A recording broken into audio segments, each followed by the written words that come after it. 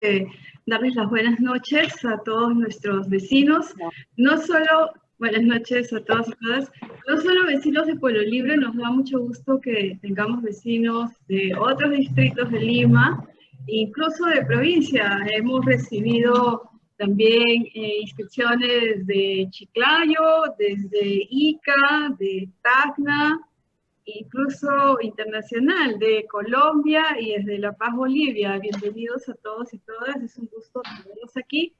Y bueno, vamos a comenzar con la conferencia y los dejo con nuestro asociado Adolfo Castel Montenegro. Él va a hacer la presentación, el moderador de esta charla de hoy que organiza el Patronato Cívico-Cultural de Pueblo Libre. Adolfo. Gracias. Buenas noches con todos. Señor presidente del Patronato Cívico-Cultural de Pueblo Libre, PADPUL. Señores socios del Consejo Directivo. Señores socios e invitados presentes, tengan ustedes muy buenas noches. El Patronato Cívico-Cultural de Pueblo Libre, PADPUL, ha organizado un ciclo de conferencias virtuales los días lunes del presente mes de octubre de 2020, que se expondrá a partir de las 19 horas o 7:00 p.m. Asimismo, el Patronato Cívico-Cultural de Pueblo Libre, PADPUL, agradece a los señores miembros del Consejo Directivo que han colaborado en la presentación inicial de esta conferencia y son socio Gregorio Víctor Reyes Inca, socia Sonia Bermúdez Lozano, socio Alcibiades Salazar Sainz, socio Ramón del Valle Cárdenas, socio Ricardo Gamboa Astudillo y socio Adolfo Sergio Castel Montenegro, el que habla, presente. A continuación, escucharemos las palabras del socio Gregorio Víctor Reyes Inca, presidente del Patronato Cívico-Cultural de Pueblo Libre, PADPUL. Adelante. Muy buenas noches a todos los que nos ven y escuchan en Pueblo Libre, Lima, en el Perú y en el extranjero. Me llamo Víctor Reyes Inca, presidente del Patronato Cívico-Cultural de Pueblo Libre, PADPUL, que es una asociación sin fines de lucro. No somos parte de la municipalidad ni formamos parte de ningún ente estatal. Somos un grupo de vecinos preocupados por el patrimonio cultural e histórico de nuestro distrito. Y tengo el agrado de darle la bienvenida al arqueólogo Fernando Herrera García, quien nos hablará sobre la Huaca Julio Cetello o Panteón Chino, que está ubicado en nuestro distrito en la calle Río Moche, altura de la cuadra 17 de la avenida Bolívar y la cuadra 19 de la avenida Mariano Chucornejo. La presente conferencia tendrá dos componentes: la clase magistral y las preguntas de los asistentes. Sin más preámbulo, invito al profesor Fernando Herrera García. Bueno, buenas noches, gracias por la invitación. Creo que uno de los mayores placeres que tengo yo, bueno, ya a esta edad que tengo, es generalmente tratar de compartir lo que hemos podido aprender, lo que seguimos aprendiendo y lo que ojalá el destino nos permita aprender, compartirlos con los demás. No todo lo que decimos es verdad muchas veces, pero por lo menos está sustentado, refrendado en lo que leemos y en el trabajo que hemos hecho. Yo tengo 32 años de servicio en el Ministerio de Cultura y más de 40 en la carrera. Entonces, es un placer realmente, y cuando mi amigo, o sea, a través de la señorita Sonia, me contactaron, yo inmediatamente dije que sí, porque es muy pocas veces que he tenido contacto con Pueblo Libre. a pesar que yo he parado y paro hasta el día de hoy, bueno, ahora no por la pandemia, pero siempre he estado metido en el Museo de Pueblo Libre, que considero que es una, más allá de lo que cuando hablan y dicen la cuna de la libertad, no, más allá de eso es la cuna de la cultura. Es tan impresionante estar en Pueblo Libre que uno se siente satisfecho de estar que uno está ahí, porque es placentero, ¿no? Me hubiera gustado mucho vivir ahí, no pierdo las esperanzas de terminar ahí, de terminar viviendo, porque siempre busqué casa para quedarme viviendo en Pueblo Libre, pero no lo conseguí. Pero bueno, Dios me da la oportunidad de poder compartir con usted, imagínese, ahora internacionalmente, o sea que ya es lo máximo. Bien, dos cositas antes de empezar. Primero, a Sony especialmente quiero pedirle disculpas del caso, porque me pidieron la participación de otros dos profesionales que, dicho sea de paso, son mis amigos, ¿no? Los considero demasiado, pero yo quería hacer esto un poco más amical, ¿no? Más que la formalidad de tener un séquito de gente ahí, ¿no? Por eso es que en algún momento hablé con Sonia y te pido mil disculpas si de repente los ha alterado su plan, pero es mejor porque yo me siento un poco más libre, ¿no? Porque cuando participamos entre profesionales, ¿no? La danza de tijeras está ahí, presente. Entonces, prefiero evitar eso que sea en público. Segundo, quiero indicarle más o menos esta charla. Espero que no se aburran y sobre todo me acompañen, porque lo que voy a tratar de hacer es no hablar directamente sobre la Huaca Julio Cetello, sino que siempre me gusta dar algunos conceptos y datos que nos pongan nosotros, ¿no? en el norte y en la vereda de qué estamos hablando. Todos tenemos un sitio arqueológico, sean arqueólogos o no, tenemos un sitio arqueológico y todos quisiéramos tener un sitio arqueológico donde vivimos, ¿no? En Lima se despertó este gran fenómeno, ¿no? Por eso les comentaba la otra vez, ¿no? Surquillo ya tiene su huaquita, ¿no? Se llama, como uno le llama, Huaca La Merced, ¿no? El Cercado tiene Mateo Salado, Magdalena tiene Mateo, o sea, todos se les ha dado por preocuparse, lo cual nos halaga sobremanera, porque no solamente lo tienen ahí, sino que han conseguido estos proyectos que estuvimos hablando la otra vez, en la edición de prueba, y que de alguna otra manera sirve para irnos involucrando todos. Los jóvenes que no solamente rapear, ¿no? Es la cultura en este país, ¿no? Cultura es otra cosa. Mire, más o menos son unos 14 puntos que dividí esto. Primero voy a hablar sobre lo que es el concepto de patrimonio, muy brevemente. Quiero ubicarlo para que ustedes vean cómo es la cronología y dónde se ubica esta huaquita Julio Cetello, ¿no? De ahí entramos a ver qué es lo que lo califica como un bien integrante del patrimonio cultural.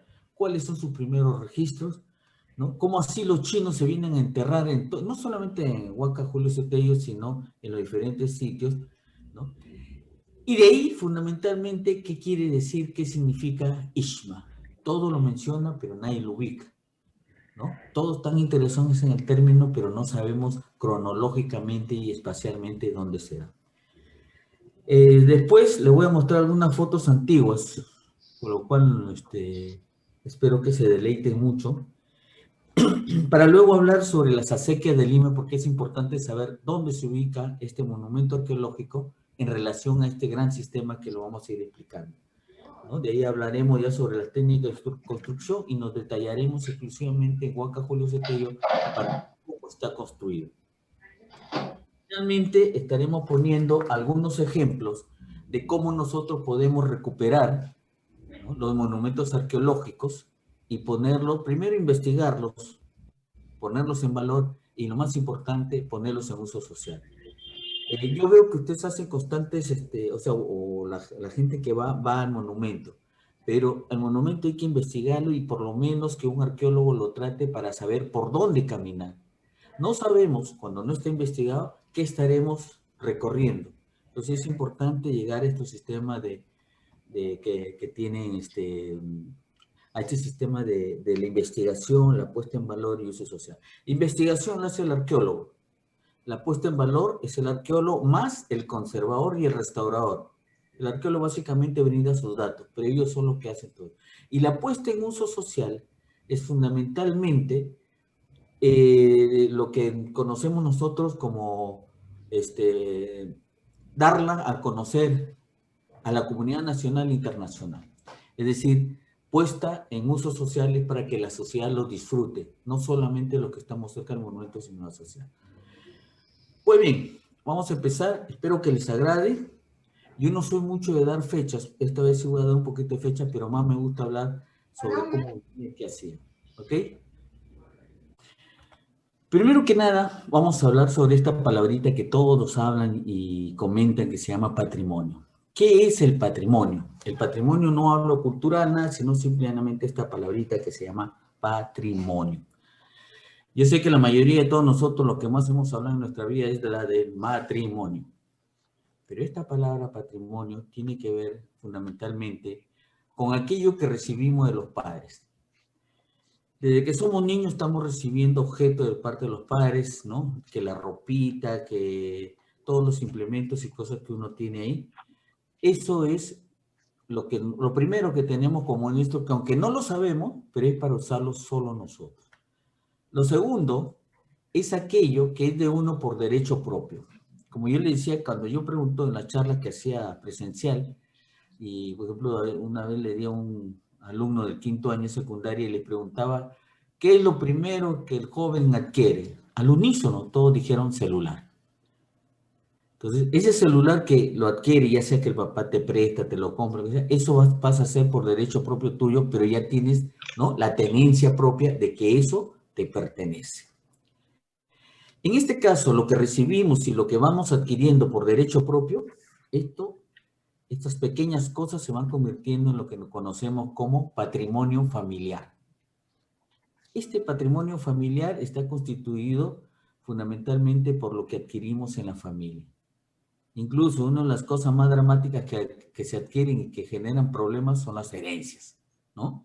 Las herencias casi siempre conllevan a pleitos y problemas, pero quieran o no, constituye patrimonio familiar. En el caso que les vengo a conversar es sobre un patrimonio específico que son bienes tangibles e intangibles, o sea, bienes que se pueden tocar, bienes que no se pueden tocar, pero se pueden ver y representar. El tangible se toca, ¿no? O sea, una silla es tangible, ¿no es cierto? Una canción es intangible, ¿no es cierto? No se toca, pero se representa, ¿no? O se toca en piano, en cualquier instrumento. Esta herencia ya no es de la familia. Esta herencia es necesariamente de lo que nos han legado la gente que vivió mucho antes que nosotros.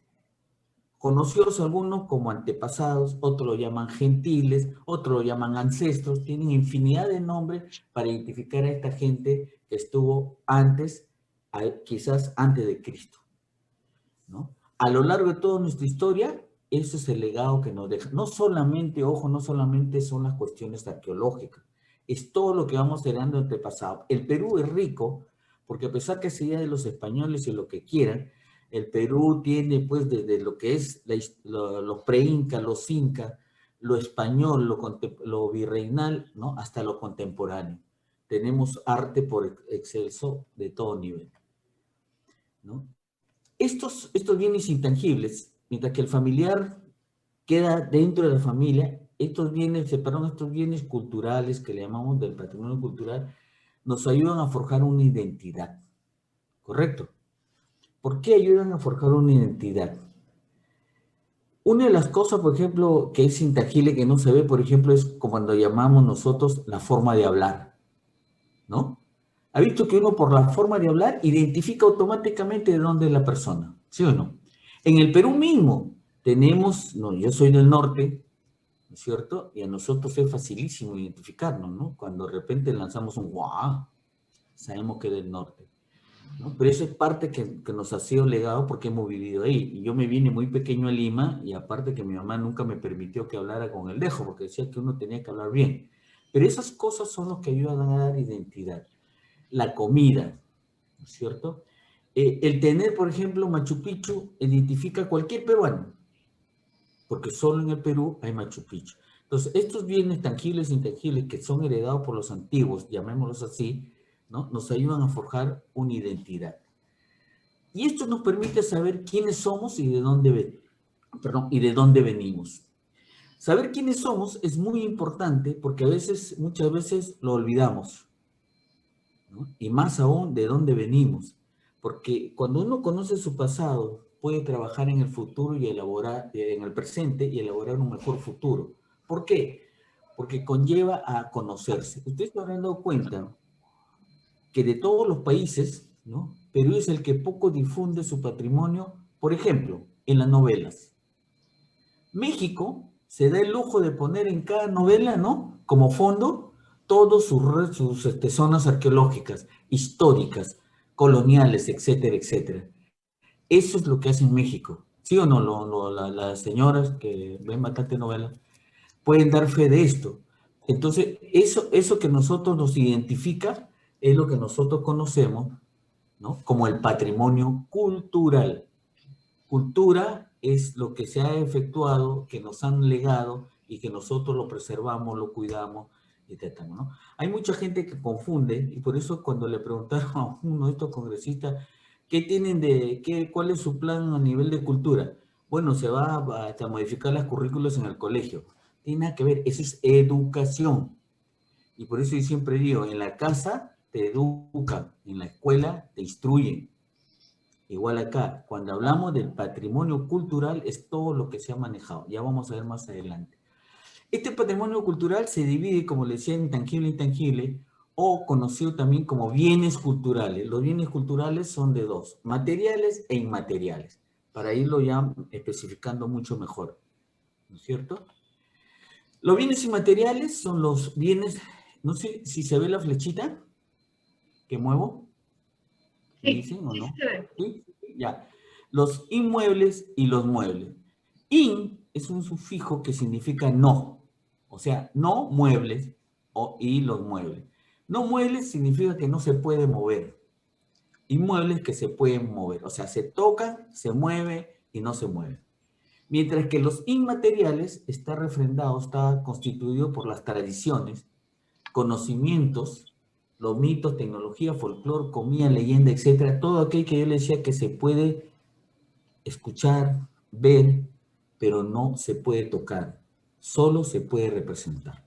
Entonces, el patrimonio cultural del Perú está constituido por bienes, tanto materiales como inmateriales. Los inmuebles los conocemos, ¿no? Que una cosa rápida. Todo el mundo habla de Machu Picchu, pero sentirse orgulloso de Machu Picchu, ustedes saben que Machu Picchu es la tecnología de ingeniería más grande que hay en el mundo, fuera de lo que es las pirámides, pero las pirámides las construyeron en sitio plano, hacia arriba, ¿no es cierto? Mientras que en el Perú tuvieron que estos cerros que están aquí, limpiarlos y construir de abajo hacia arriba. Las piedras, las canteras están a los costados. Cuando vayan a Machu Picchu, fíjense ahí. Acá no hubo extraterrestre que venga a hacerlo. Ahí abajito nomás están las piedras y se hizo. O sea, se tuvo que pelar el cerro para hacer esta estructura. Por eso yo digo, las pirámides son fantásticas, hermosas, lo que quieran, pero esto se hizo en un cerro que se limpió de abajo hacia arriba. Tenemos también las iglesias que están consideradas como patrimonio cultural. Esta es la belleza de Arequipa, ¿no? De Santa Catalina, y también tenemos este fuerte, ¿no? Que a veces yo lo dejaba como tarea para la gente para que vea qué es. Este es el Rey Felipe, también considerado como patrimonio cultural de la nación. Y finalmente las ciudades, Cusco, Lima, Trujillo, Arequipa están consideradas como patrimonio cultural por la cantidad de elementos, de bienes culturales que tiene. Entonces se declara toda la ciudad. Mientras que los muebles, tenemos lo que es la cerámica, para muchos huaco, pero se debe decir cerámica o ceramio, los tejidos. Ustedes saben por qué, yo por ejemplo me he acostumbrado a una cosa a decir siempre, ¿por qué me siento orgulloso de los tejidos de Paraca? Luego lo conversamos, pero todo el mundo cuando dice tejido Paraca, eso qué bonito, bien hechecito, ¿no? Tejido Paraca tiene 400 años. El tejido Paraca, los colores siguen permanentes. El tejido Paraca, salvo que haya sido huaqueado, está deshilachado, porque normalmente llega a tener hasta 30 hilos, ¿no? En una pulgada. Entonces, eso lo hace fuerte y resistente. Tenemos también este elemento burdo, pobrecito, nadie se habla de él, ¿no? Solo en Piura, en mi tierra, en Tumbes. Este es la calabacita, la calabaza. Cortado por mitad se transforma en el famoso poto.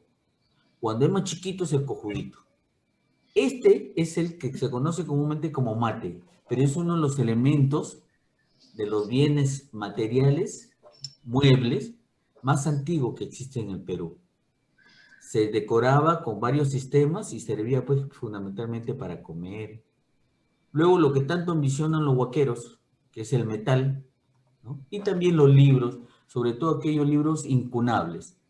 Los libros incunables son aquellos, ¿no?, escritos por autores NN que no se conocen, ¿no es cierto?, pero que constituyen una joya bibliográfica para el Perú.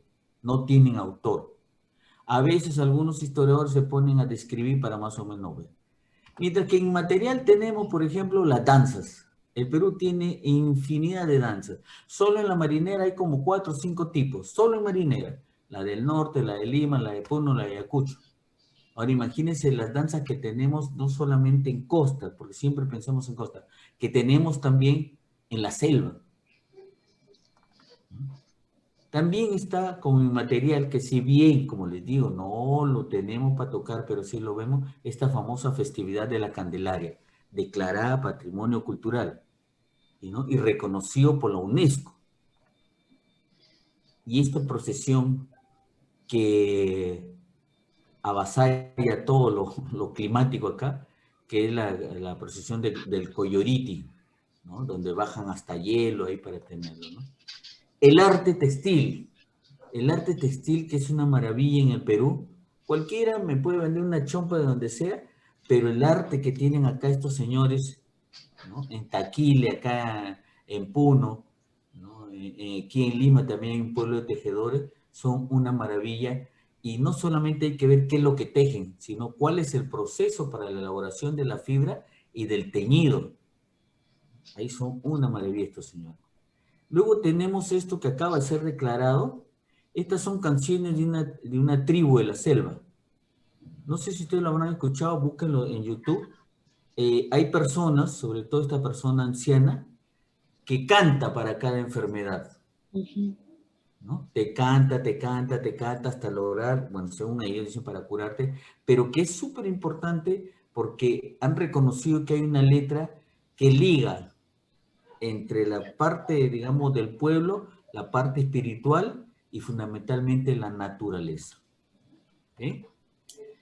Y no hay que decir de los bailes, pues, ¿no? Los bailes, el más común que es la danza de las tijeras, que ahora como caso curioso ya están incursionando las mujeres, porque no se les permite, debido a que acá este es un predominio del varón, pero ya hay algunas mujeres que se han revelado y están participando de esto.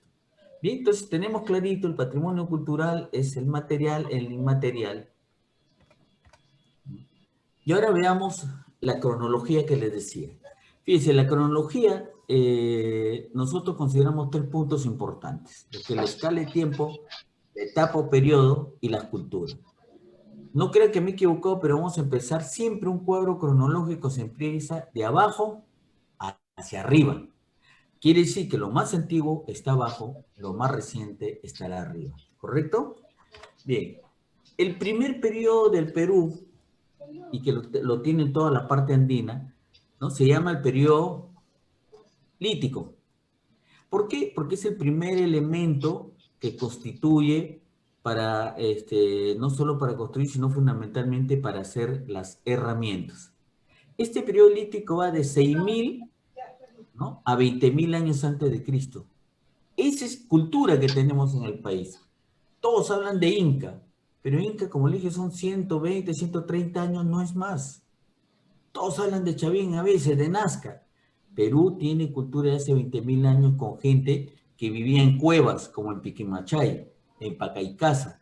O sea, esos abrigos rocosos, esos huecos que hay en los cerros, ahí se metían a vivir, pero siempre cerca a 2 elementos básicos: el agua y los animales para poder comer. En Lima tenemos un sitio tipo que se llama Chivateros. Luego tenemos Lauricocha en Ayacucho y Guitarrero en Anca. O sea, en todo el Perú, en la parte de sierra, ¿no?, vivió esta gente en ese afán que venía de recorrer desde el norte hacia el sur, y este periodo se han encontrado elementos líticos, o sea, herramientas hechas en piedra. El siguiente periodo se llama arcaico.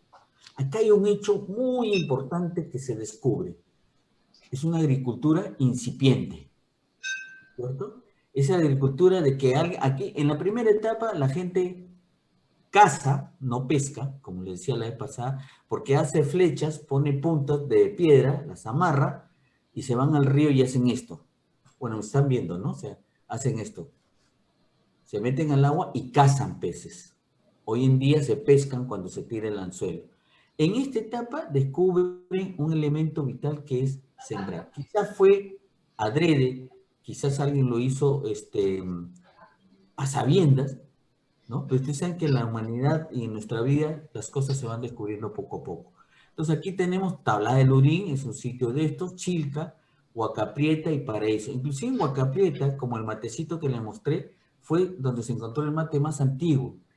Yo me acuerdo que ahí todavía era estudiante de secundaria y hubo una lucha de Perú por recuperar el mate Huacaprieta, ¿no? Al final Perú lo recupera porque estaba en Estados Unidos.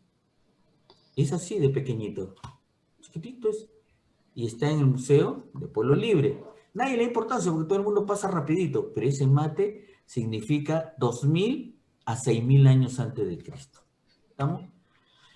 A partir de ahí aparece ya una cultura que hegemoniza todas las áreas. Comúnmente conocemos esto como horizonte temprano. Esta etapa o periodo es de un arqueólogo americano que propuso esto porque antes en el Perú teníamos 1500 versiones, ¿no?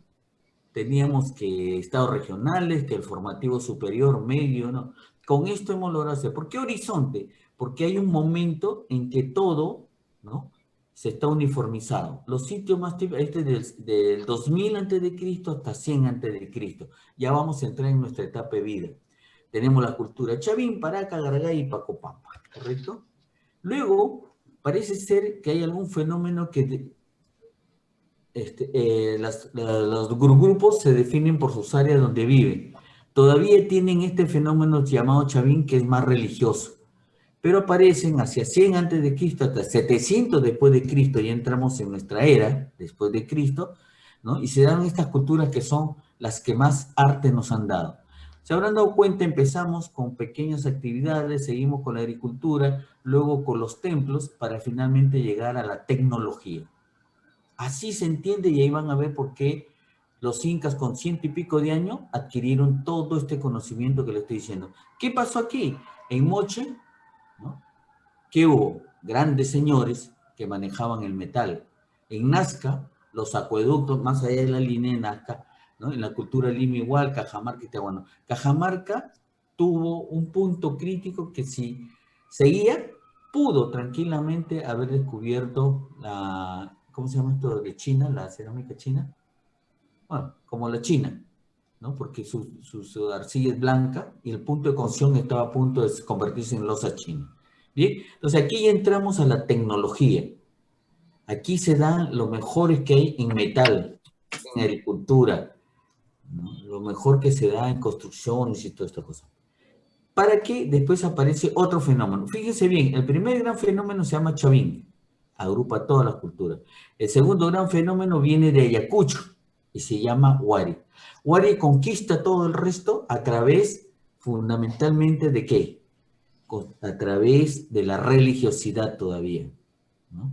Pero Huari ejecuta, conquista ya, porque con la explosión demográfica necesita tener nuevas tierras, alimentación, que es lo que hacen todos los grupos humanos. Esto ya de 700 a 1100 después de Cristo. Hablando en castellano sería siglo VIII al siglo II. Ahora estamos en el 21, o sea, hace 9 siglos atrás. Pero en Huari se estudia un fenómeno que se llama, lo conocemos ahora como el fenómeno del Niño, que parece ser que afectó a toda la región y se dividen, en varias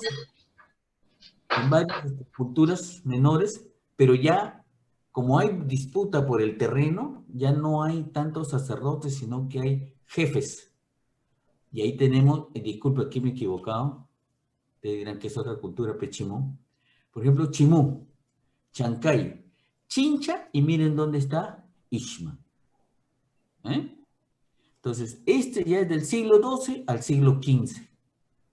Del siglo XII ya estamos viendo dónde se encuentra, ¿no? Huaca Julio Cetello.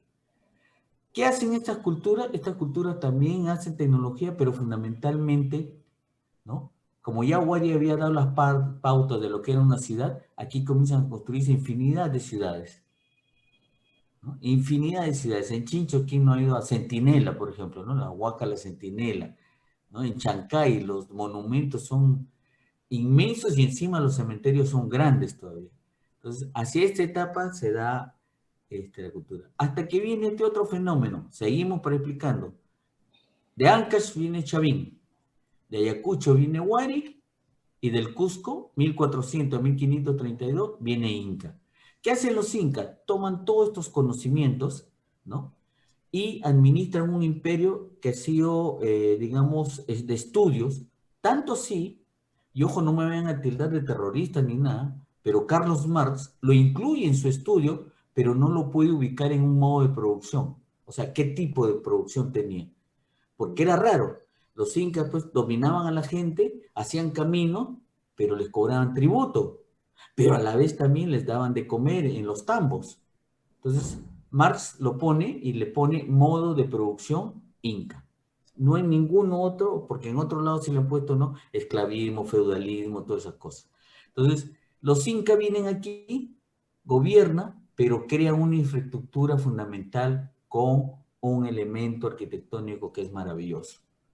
Y no hay que ser arqueólogo, y eso les invito a ustedes a caminar. Aquí en Cieneguilla pueden ir a verlo, los caminos incas que le llaman. Un camino inca, ¿no? Que se denomina Capacñán, el camino del Inca, ¿no? Ese camino del Inca sirvió para conectar a todos estos señores, por eso es que los dominó, por eso es que se hizo grande, por eso es que el Perú en aquella época del Imperio de los Incas ya tenía 30 millones de habitantes, y teníamos a Ecuador, teníamos a Chile, teníamos a Bolivia, ¿no? Teníamos casi todo Sudamérica, teníamos, a excepción de Brasil, que siempre ha sido inhóspito, pero teníamos a todo y los incas hicieron los caminos para poder conectar. ¿Está bien? ¿Me han entendido más o menos? ¿No? La evolución que hemos tenido desde lo lítico hasta el terrible. Ahora, un detalle. Generalmente los fechados que tenemos aquí en la izquierda, donde dice escala de tiempo, verán ustedes que se redondean, ¿no? 2000 a 6000, 6000 a 2000, así. Pero en el Inca sí tenemos una fecha con número, 1532. ¿Por qué? Porque es la fecha de la llegada de los españoles. Es la única que tenemos con una fecha, lo cual no quiere decir que ahí murió lo Inca, sino que ahí se corta para dar paso al nuevo gran periodo del Perú, ¿no es cierto?, que ya fue con la dominación española para llegar a este sitio. Este es el monumento que me alegro que haya gente que esté interesada en protegerlo, en cuidarlo, ¿no? Yo he paseado muchas veces por acá, he venido y me he encontrado con cantidad de vecinos. A algunos les parecía mala la presencia del ministerio porque casi siempre se dice, ¿y qué hace el ministerio por los sitios arqueológicos? Si ustedes supieran cómo vivimos nosotros en el ministerio, ¿no? Y encima ahora vivimos con mucho swing todavía, ¿no? Con todo lo que hay. Entonces, este monumento arqueológico se llama Huaca Julio Cetello. Es una foto aérea. Y aquí tienen ustedes dónde se le da, estas son las partidas oficiales del sitio arqueológico. Esta es la resolución directoral número 233 del 27 de marzo del 2002. A pesar que el sitio puede ser antiguo, no todos están registrados, o están registrados en un catastro, pero no todos tienen esta regla. Esta resolución dice que es importante para los sitios, declarar patrimonio cultural de la nación. Miren el nivel que le dan, ¿no? A las siguientes zonas arqueológicas. Bueno, aquí incluyen dos, pero hay una de ellas que se llama Panteón Chino, y en esa época estaba cercado de Lima, ¿no? Y Piedra Lisa, que está en Cieneguilla. Y luego vienen, ¿no?, todos los demás aspectos que es para que puedan hacer su plano. Esta es la primera declaratoria que se da, el reconocimiento, digamos, ¿no?, la partida de nacimiento de la Huaca Julio Cetello. Luego, mire, recién, 2002 al 2010, 8 años después, esto tiene que ver con partidas presupuestales y tiene que ver también con la prioridad de sitios. felizmente la Huaca Julio Cetello está en zona urbana, pero las que están en zona rural es imposible mantener. Esta resolución, la 1044 del 6 de mayo del 2010, mire qué hace. ¿Ya? Declara nuevamente y modifica la resolución anterior y declara patrimonio arqueológico prehispánico, no, al monumento arqueológico prehispánico, ya no como Panteón Chino, sino como Julio C. Tello. ¿Y dónde se ubica? En Pueblo Libre. Se hace la corrección de nombre y ubicación. Y de pasadita también se aprueba el expediente técnico en donde está su plano de delimitación, ¿no? Este es su plano de delimitación que es de todo un poquito con su, ¿cómo se llama? PP, estas cosas, ¿no? Pero ya se aprueba el plano. ¿Se dan cuenta? Ya estamos dándole legalidad al sitio arqueológico Huaca Julio Cetello. Este es el plano que constituye Julio Cetello. No voy a hablar aquí porque ya me recomendaron, pero hemos logrado, ¿no?, darle los puntos que hoy en día circundan al monumento arqueológico. Entonces, ese es su plan. Todos estos documentos, la asociación los puede pedir por ¿cómo se llama?, transparencia al Ministerio de Cultura, para que los tengan oficialmente. No hay ningún problema y tienen que... Estoy seguro que me lo van a mandar a mí, yo se los envío vía online, pero que lo autoricen para que sea oficial y ustedes puedan tener todo esto. ¿Bien? Entonces, ¿ya vieron? Está el monumento arqueológico, porque MAP son las siglas que se utilizan ahora, Monumento Arqueológico Prehispánico.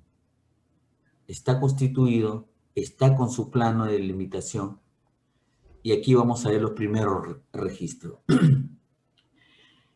Usted sabe que en el Perú la mayoría de sitios arqueológicos que han sido considerados, nosotros no tenemos gente como Hiram Binja y otros más que salen pues a investigar, ¿no? A expedición. Salimos sí de expedición, pero a sitios específicos. Pero en ese caso hubo mucha gente que trabajó los famosos inventarios o catastros.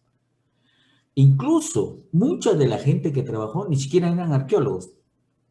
Hay muchos arquitectos que tienen un afán, trabajan de verdad, por la arqueología y por la arquitectura colonial, republicana y actual. Esta gente comenzó a hacer los primeros registros. Uno de ellos es el de 1974, ¿no?, que lo hizo el arquitecto Carlos Milla Villena en 1974, ¿no?, y que es el inventario de los valles de Rímac y Santa Eulalia. Y miren qué curioso, tiene toda una descripción, pero la considera como Huaca del río Moche. Otro nombre más para Huaca Julio Cetello, ¿no? ¿Y de dónde cogieron el año 2002 este primer nombre? Es de aquí, de este registro de 1988, que es un inventario hecho por un convenio entre la Universidad de Ingeniería, la Fundación Ford y el Ministerio de Cultura. Fíjese, antes había mucho más interés por defender el patrimonio, registrarlo. ¿Y qué hacen ellos? Le ponen, ¿no?, nuevamente aquí, Huaca Pando, que también se llamó así, o Panteón China, ¿no?, que se utilizaba antiguamente como lugar de entierro, que esto lo vamos a ver más adelantito. Y la descripción general, porque ellos se describen primero y ellos copian lo que habían hecho. Y decía, recintos habitacionales rectangulares con paredes de regular altura. Este fue el primer planito de Julio Cetello. ¿Lo ven? Más o menos coinciden, lo vamos a ver también más adelante, pero que ustedes vean. Este es el primer registro que tenemos nosotros de cómo se considera este monumento arqueológico. O sea, tiene partida de nacimiento, tiene historia. ¿Bien? ¿Por qué se enterraba la gente en los monumentos arqueológicos? Usted sabe que los chinos que llegaron aquí eran los famosos chinos culí. Ellos llegaron entre 1849 y 1874 y los traían al Perú con un contrato de 8 años, luego de los cuales le decían, si gustas te regresas a tu sitio, a tu China querida, o pasas a trabajar, ¿no?, en otro sitio, pero siempre como peón o jornalero. Entonces muchos de ellos los traían no solamente para trabajar en agricultura, sino también en lo que es la extracción del guano, en la construcción de ferrocarriles y servicio doméstico. Mi abuela, la madre de mi madre, me contaba, por ejemplo, en el norte, de estos chinos, no sé, las personas de edad, mis contemporáneos que están ahí, sabrán de que muchos chinos se dedicaban a recoger el excremento también, ¿no? Y también le pagaban por eso para poder botarlo, porque no había sistema de agua y desagüe. En Talara lo hacían, en Negrito sobre todo. Entonces, esta gente trabajaba porque en su país había una crisis tremenda y se venían acá y se les engañaba lógicamente con, ¿no?, el clásico futuro mejor. ¿Qué quiere decir culí? Aquí escogió 4, porque hay infinidad de nombres, ¿no? Pero entre ellos, primero, ¿no?, hay uno que dice que es una secta, Guayaratí, de los Kili, que son aquellos que trabajan como jornaleros. Otro es el Tamil Culí, con el significado de jornal. Luego el Urdi Culí, que a su vez deriva de una palabra turca que se llama kul, que significaría esclavo. Y el Pillín Culí sería fuerza amarga o el uso amargo de la fuerza.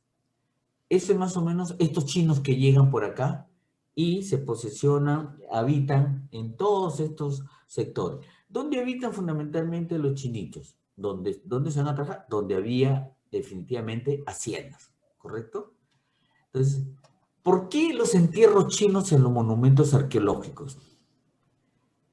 De todas las lecturas que he tenido, pensé que estos 3 factores eran muy interesantes, muy buenos, y que nosotros los hemos dictado en otras áreas, esta charla, ¿no?, con gente historiadora también. Y hay 3 factores que son el religioso, el físico y el económico. El religioso es porque definitivamente el chino trae sus costumbres de China, ¿no es cierto?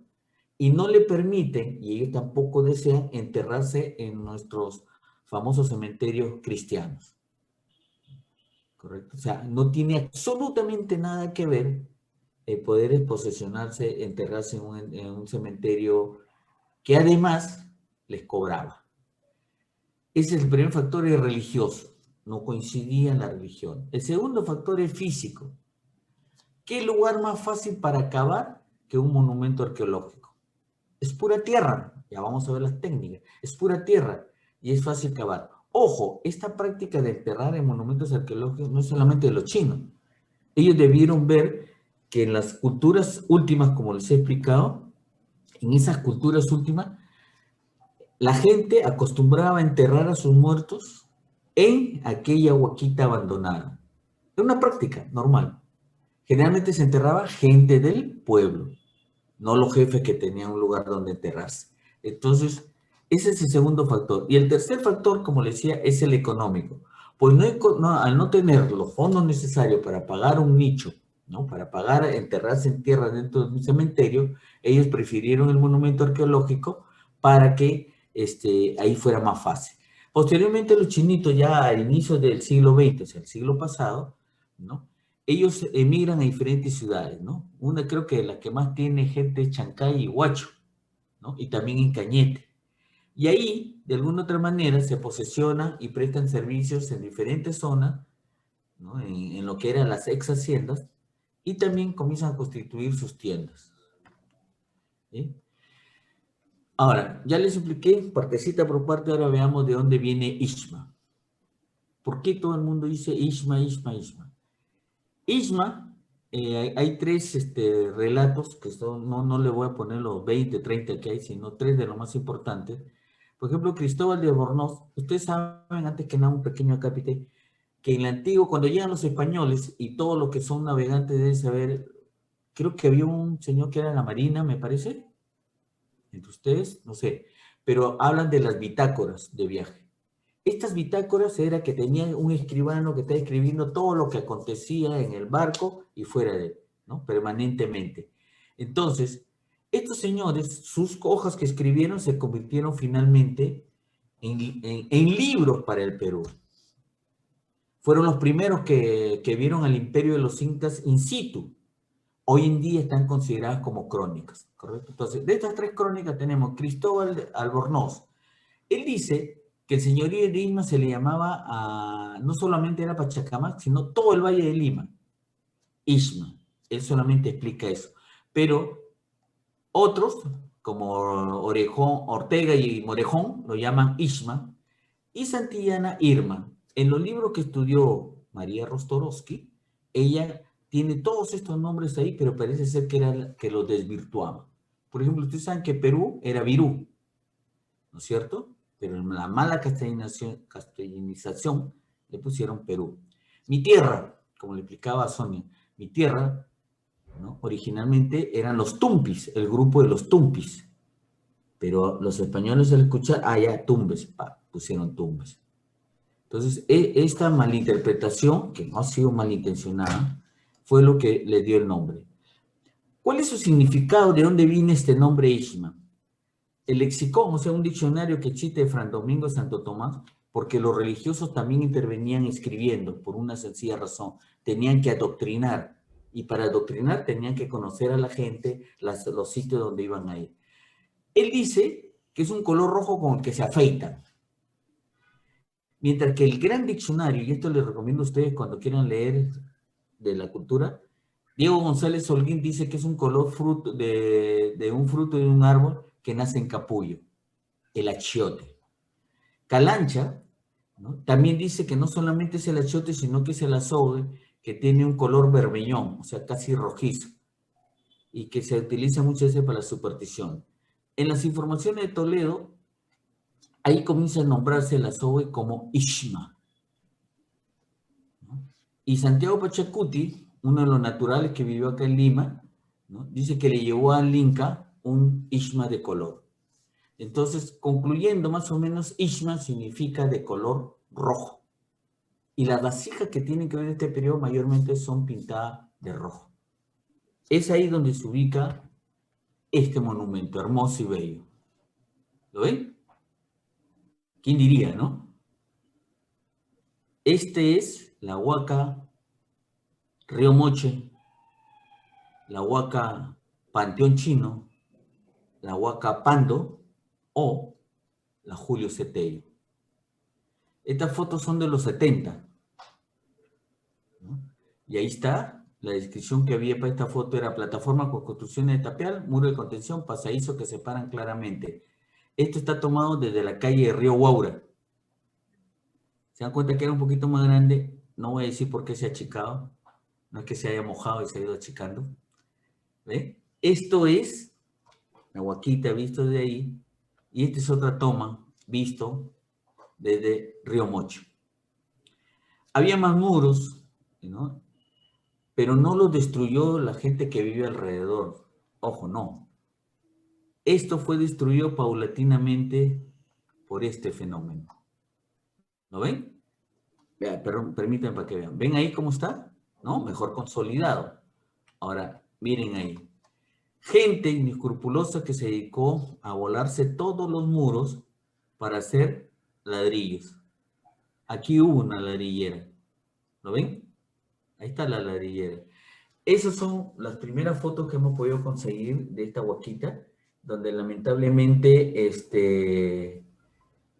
ya desde esa época había sido destruido. Todo esto que ven caído es de lo que ellos comienzan a picar y a bajar la tierra para conseguir. Hay dos fenómenos por los cuales esta gente inescrupulosa tiene predilección por este monumento, por los monumentos de...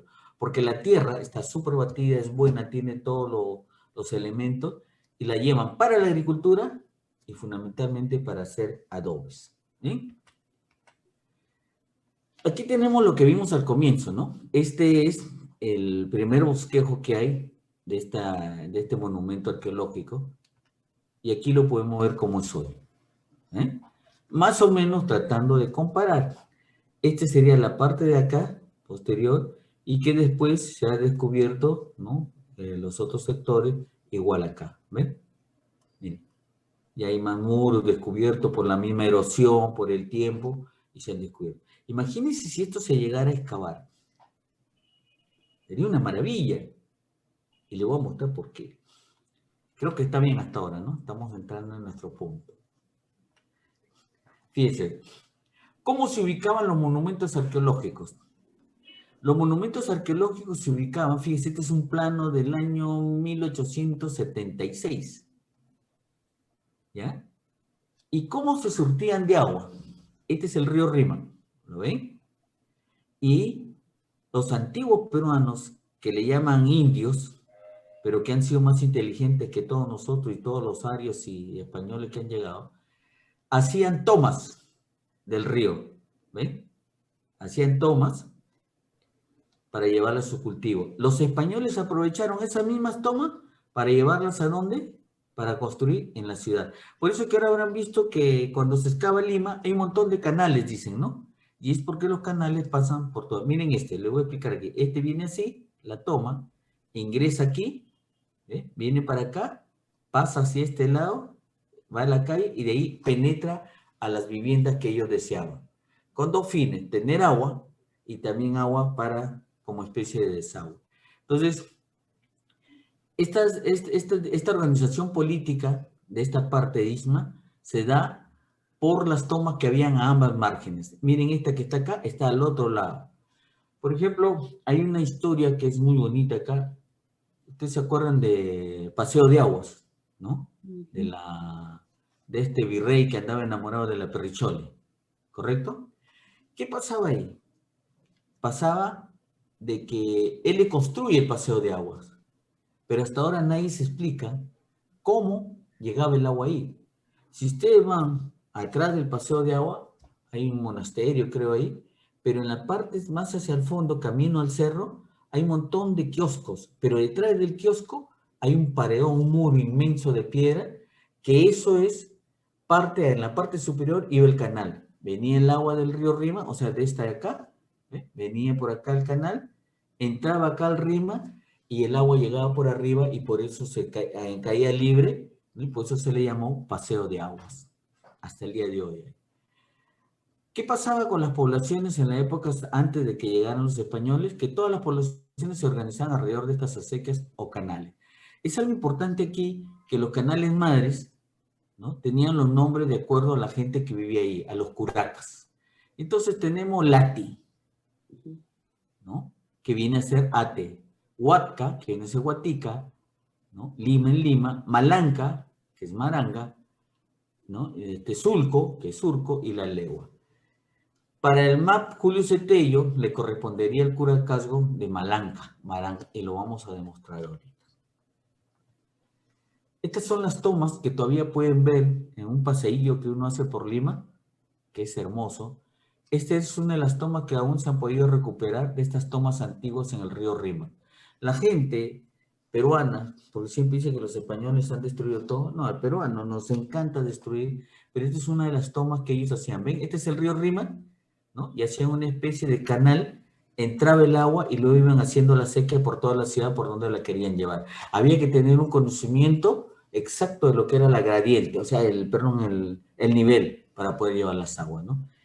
Es más, si se da un paseo por la ribera del río Rima, no para ver toda la cochinada que hay, pero todavía existe parte de esta toma que está aquí, ¿no es cierto? Que ahora, ya avanzando más hacia adelante, ¿no? Fue en épocas posteriores, ya fue canalizado. Mírenme. Con estas tomas que son más españolas, que regulan el agua a través de estas compuertas, ¿no? Y al tamaño que esté la compuerta es el agua, el río que dan a la ciudad. Esta toma, no sé si todavía existirá, porque cuando se tomó esta foto, este es del canal de Surco. El canal de Surco existe todavía, pero lastimosamente no les he querido mostrar esa foto porque da pena, cólera y rabia. Todos los vendedores de la zona lo llena de vísceras, plumas, pelan ajos ahí, todo lo destruyen. En fin. Esta es la red de canales de esta Lima antigua, el río Rima, y de ahí salían todos los canales que irrigaban toda esta parte de la ciudad, ¿no? Y que llegaban hasta el Callao. Este sector de aquí es el que nos interesa, ¿no? Está el río Maranga y está un río que muy poco se habla de él, que es el río Magdalena. Cuando hablamos de río es un nombre genérico, porque en realidad son acequias. Ustedes saben que el que más conocido es el Surco, que aún ahora cuando se sale inunda todas las calles. Miren ustedes, este plano también es un plano antiquísimo, donde más o menos he hecho el trazo, ¿no?, de estos canales. Este es el río Maranga. Mire, Pueblo Libre todavía no hay. Y este es el río Magdalena. ¿Qué les parece? ¿No? Y aquí con la justa se ven la huaquita, ¿no?, que están aquí, el estanque, había un estanque, ¿no? Y el estanque más próximo que tenemos es Tres Palos. O sea, este río o acequia llevaba agua y llenaba el estanque que está en el Parque de las Leyendas. ¿Se acuerdan? Que orgullosamente lo partieron por la mitad para hacer la mina, para poner la llamita y todas esas cosas. Ese estanque era el que se llenaba y de ahí se distribuía el agua para todo el resto de la población. Y aquí parece ser que había otro más chiquito en esta zona, ¿eh? Aquí lo pueden ver ahora ya poblado. Por aquí debió circular el río Maranga y por aquí debió circular el río Magdalena. Y miren qué casualidad, ¿dónde está el monumento arqueológico Huaca Julio Cetello? ¿Lo ven? Ahí. Por eso que pertenece al señorío de Surco, porque está irrigado. ¿Cómo se sabe esto? Según María Rostorowski, el canal principal siempre hay ciudadelas o sitios arqueológicos más grandes. Este es un brazo que sale, porque este es el de la legua. El de la legua, ay, carajo. Bueno, el de la legua va por acá, pero de aquí sale este ramal que es Maranga y el otro chiquito que es este. Entonces, digamos, en los brazos pequeños se dan sitios más pequeñitos. Y aquí tienen ustedes, exactamente aquí de color naranja, tienen ustedes lo que es la Huaca Julio Cetello, que perteneció al curacazgo de Maranga. ¿Se da cuenta? No es por decir, es porque ahí está, es esto lo real. Ya, el MAP Julio Cetello, esto es lo que le decía, ¿no? Hay que hacer un estudio pequeño para ver el nivel de circulación, ¿no? Por ejemplo, aquí deben haber más cosas, esto de acá, y contener, porque aquí habría que hacerle todo tipo de relleno para que los muros no sigan sufriendo el embate. Esta es la foto actual, ¿no? Posteriormente ya se le denominó Parque Arqueológico Julio Cetello, ¿no? Y fue remodelado en 1998 y esta es una de las pocas municipalidades que ha contribuido en cercarlo y poner vigilancia, ¿no? Yo espero que ahora que ya me conocen me dejen entrar, porque cuando he ido el vigilante bien recio, no deja entrar. Esto es ya Julio Cetello. Fíjense, antes para que entiendan ustedes de qué vamos a hablar. La antigua cultura peruana, su arquitectura es en base a barro y piedra, ¿correcto? El barro tenemos primero el adobe.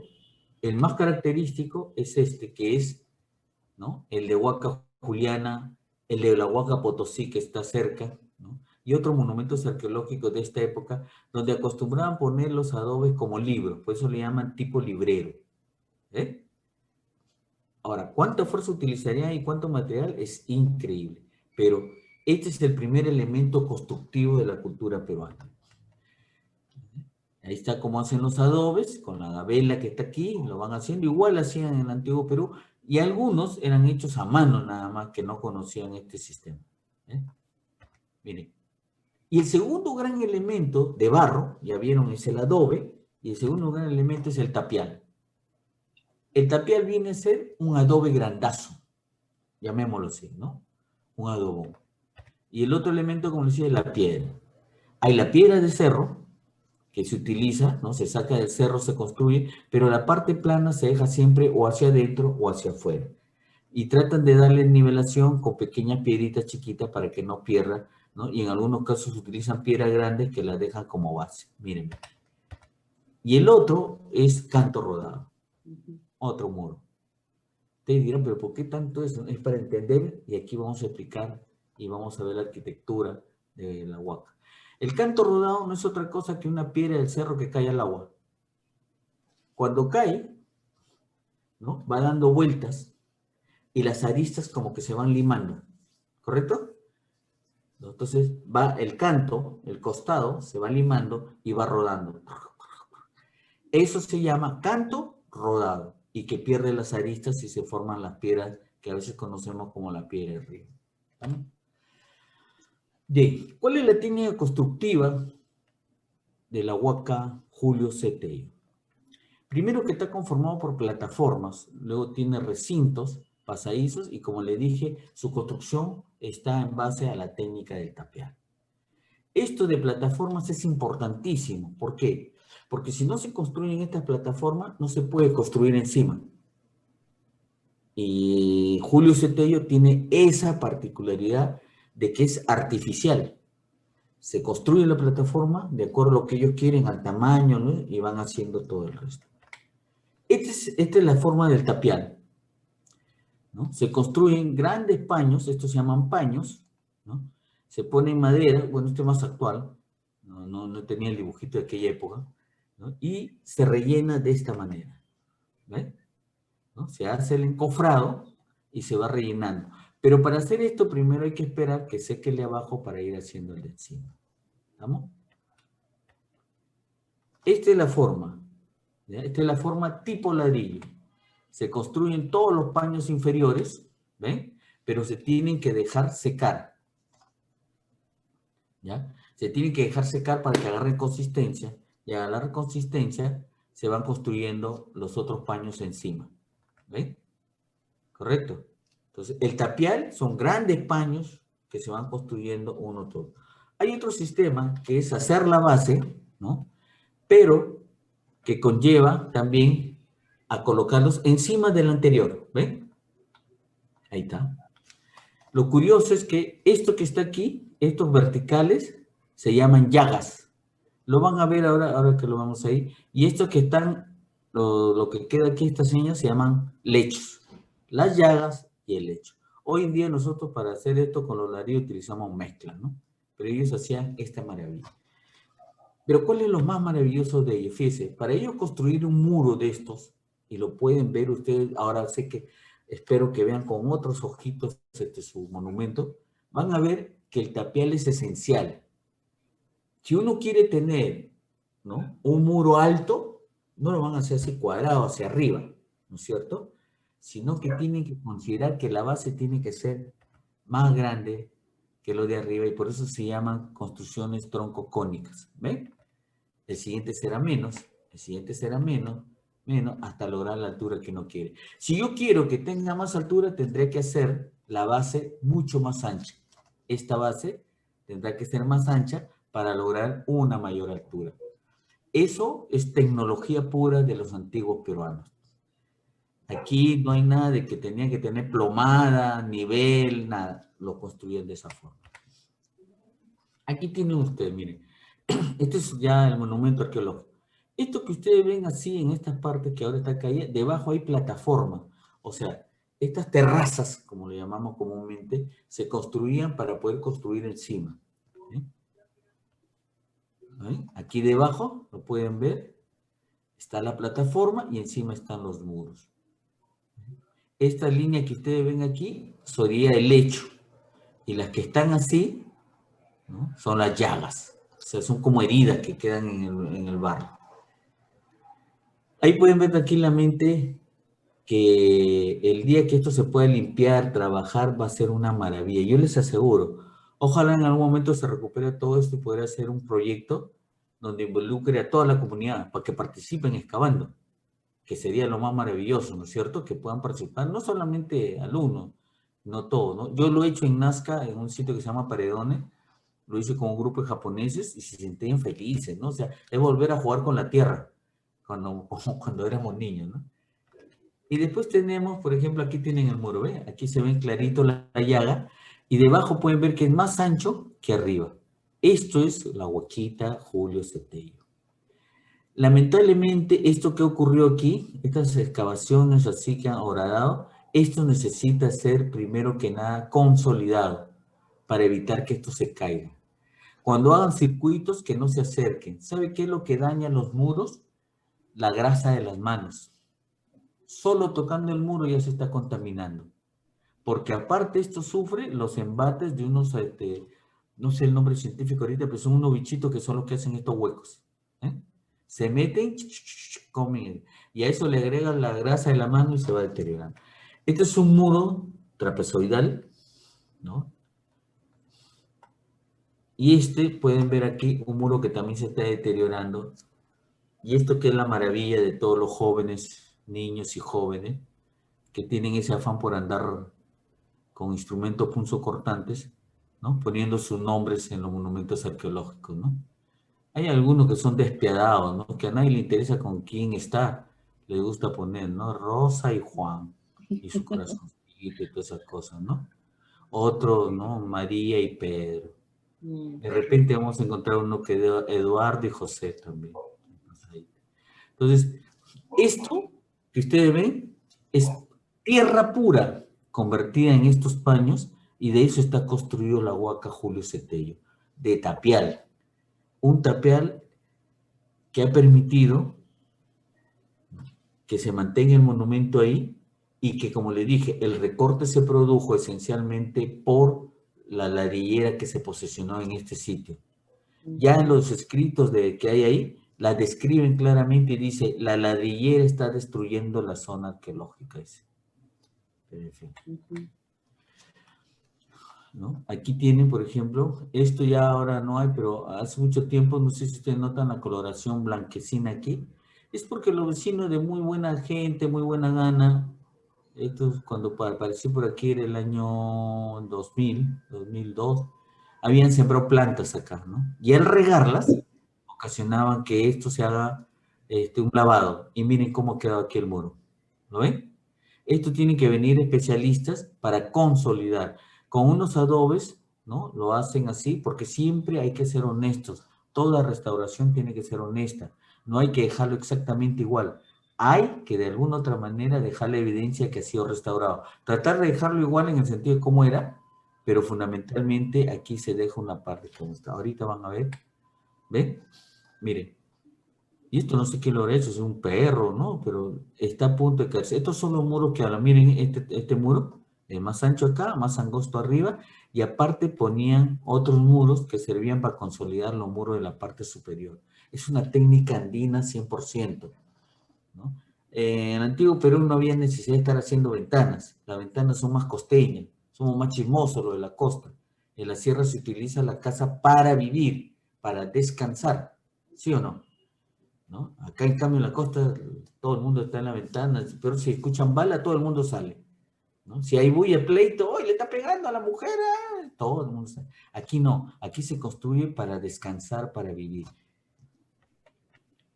¿no? Miren aquí, ¿ve?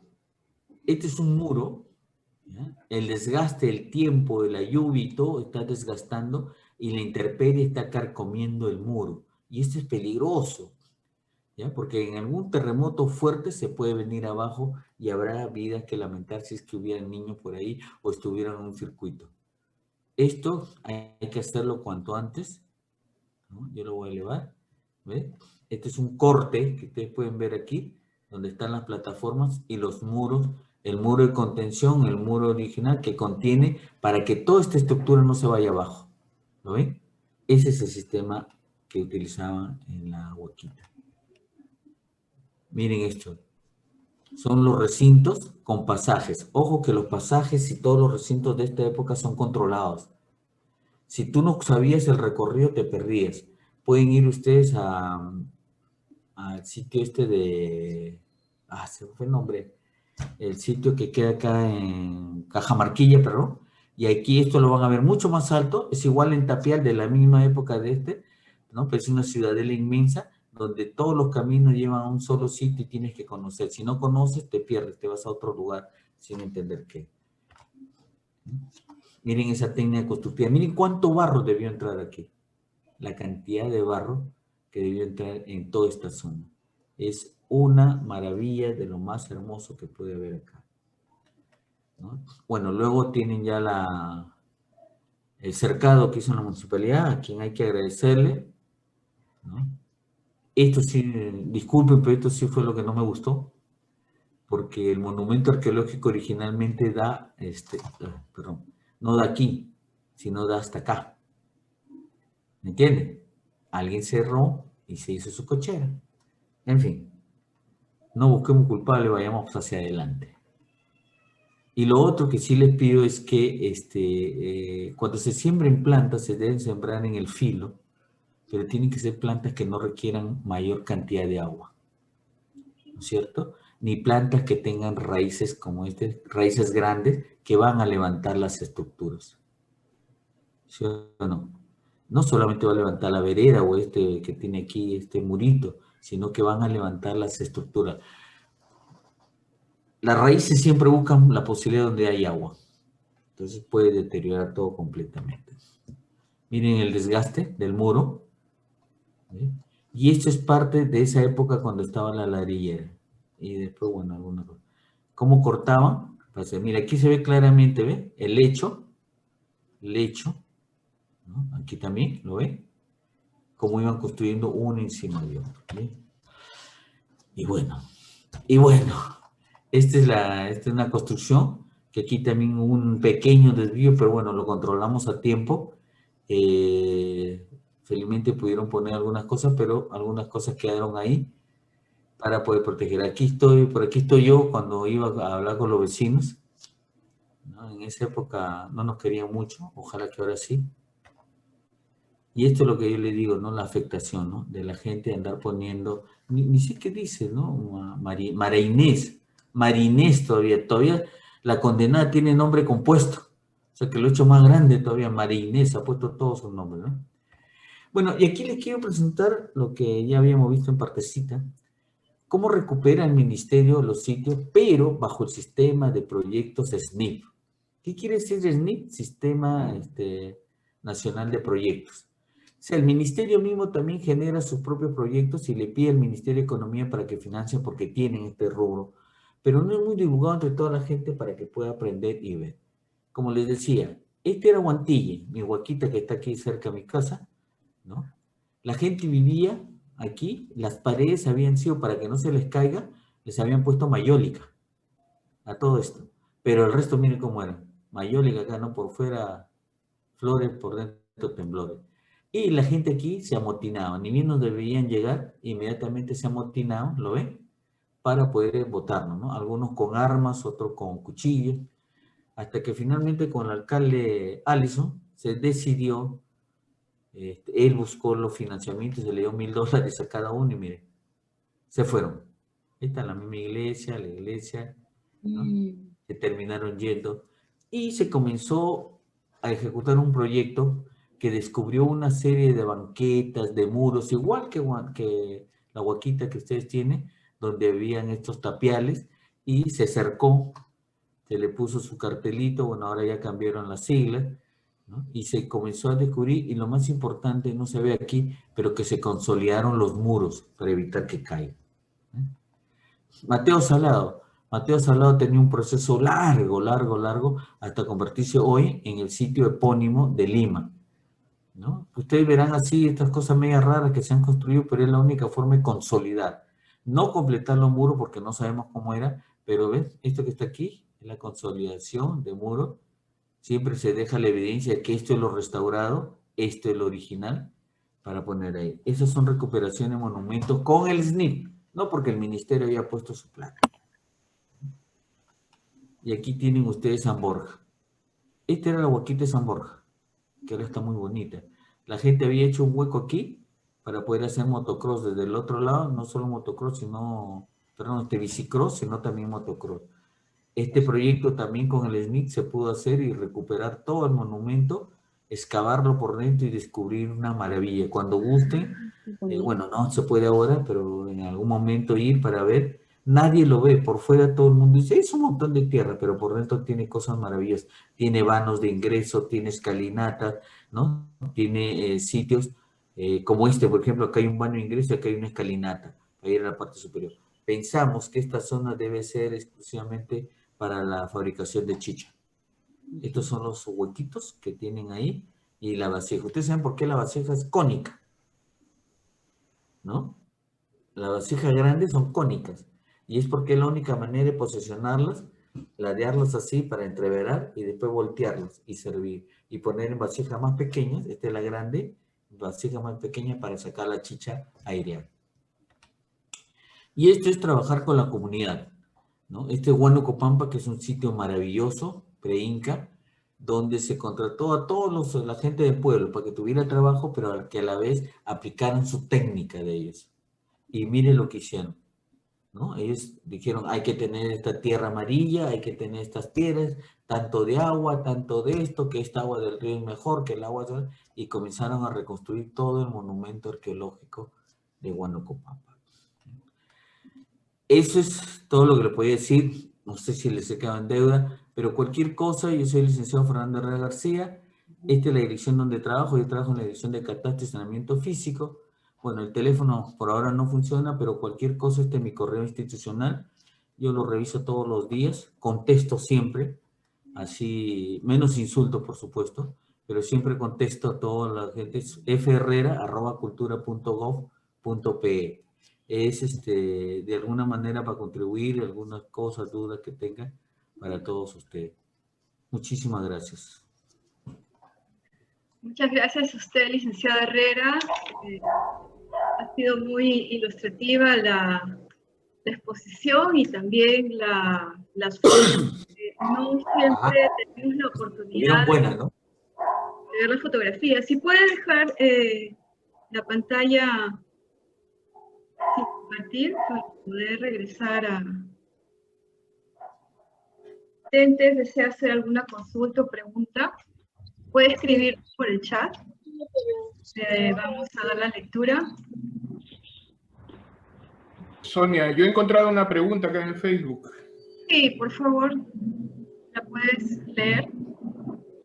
En el Facebook, Luz Marina Vázquez pregunta, ¿en qué porcentaje se puede recuperar la huaca Julio Cetello?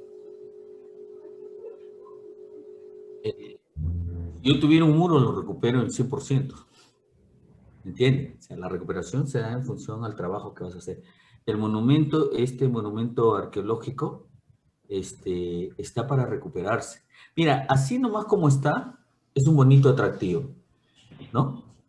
Imagínate hacer un proyecto arqueológico, como te decía, investigación puesta en valor y puesta en uso social, no es grande.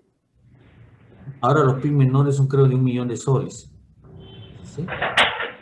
Entonces, se puede generar, pero para eso hay que tener un arqueólogo. Alguien que quiera apostar, por lo libre hay varios por ahí, que quiera apostar en hacer y recuperar el monumento. No necesariamente se recupera todo, pero es una parte. Yo les iba a mostrar lo que había hecho yo en la Huaca de la Merced o en la... Ustedes saben que en la Videna hay 2 huaquitas. Se llama Tupac Amaru A, Tupac Amaru B. ¿No? Le hemos dado, pues como sea, dándole ahí con proyectos PIDA. Hoy en día la Municipalidad de San Luis se jacta, claro, no importa que se lo haga suyo, pero lleva a hacer turismo ahí y a hacer eventos. Y chiquitita, es solo una plataforma. Es como su huequito usted.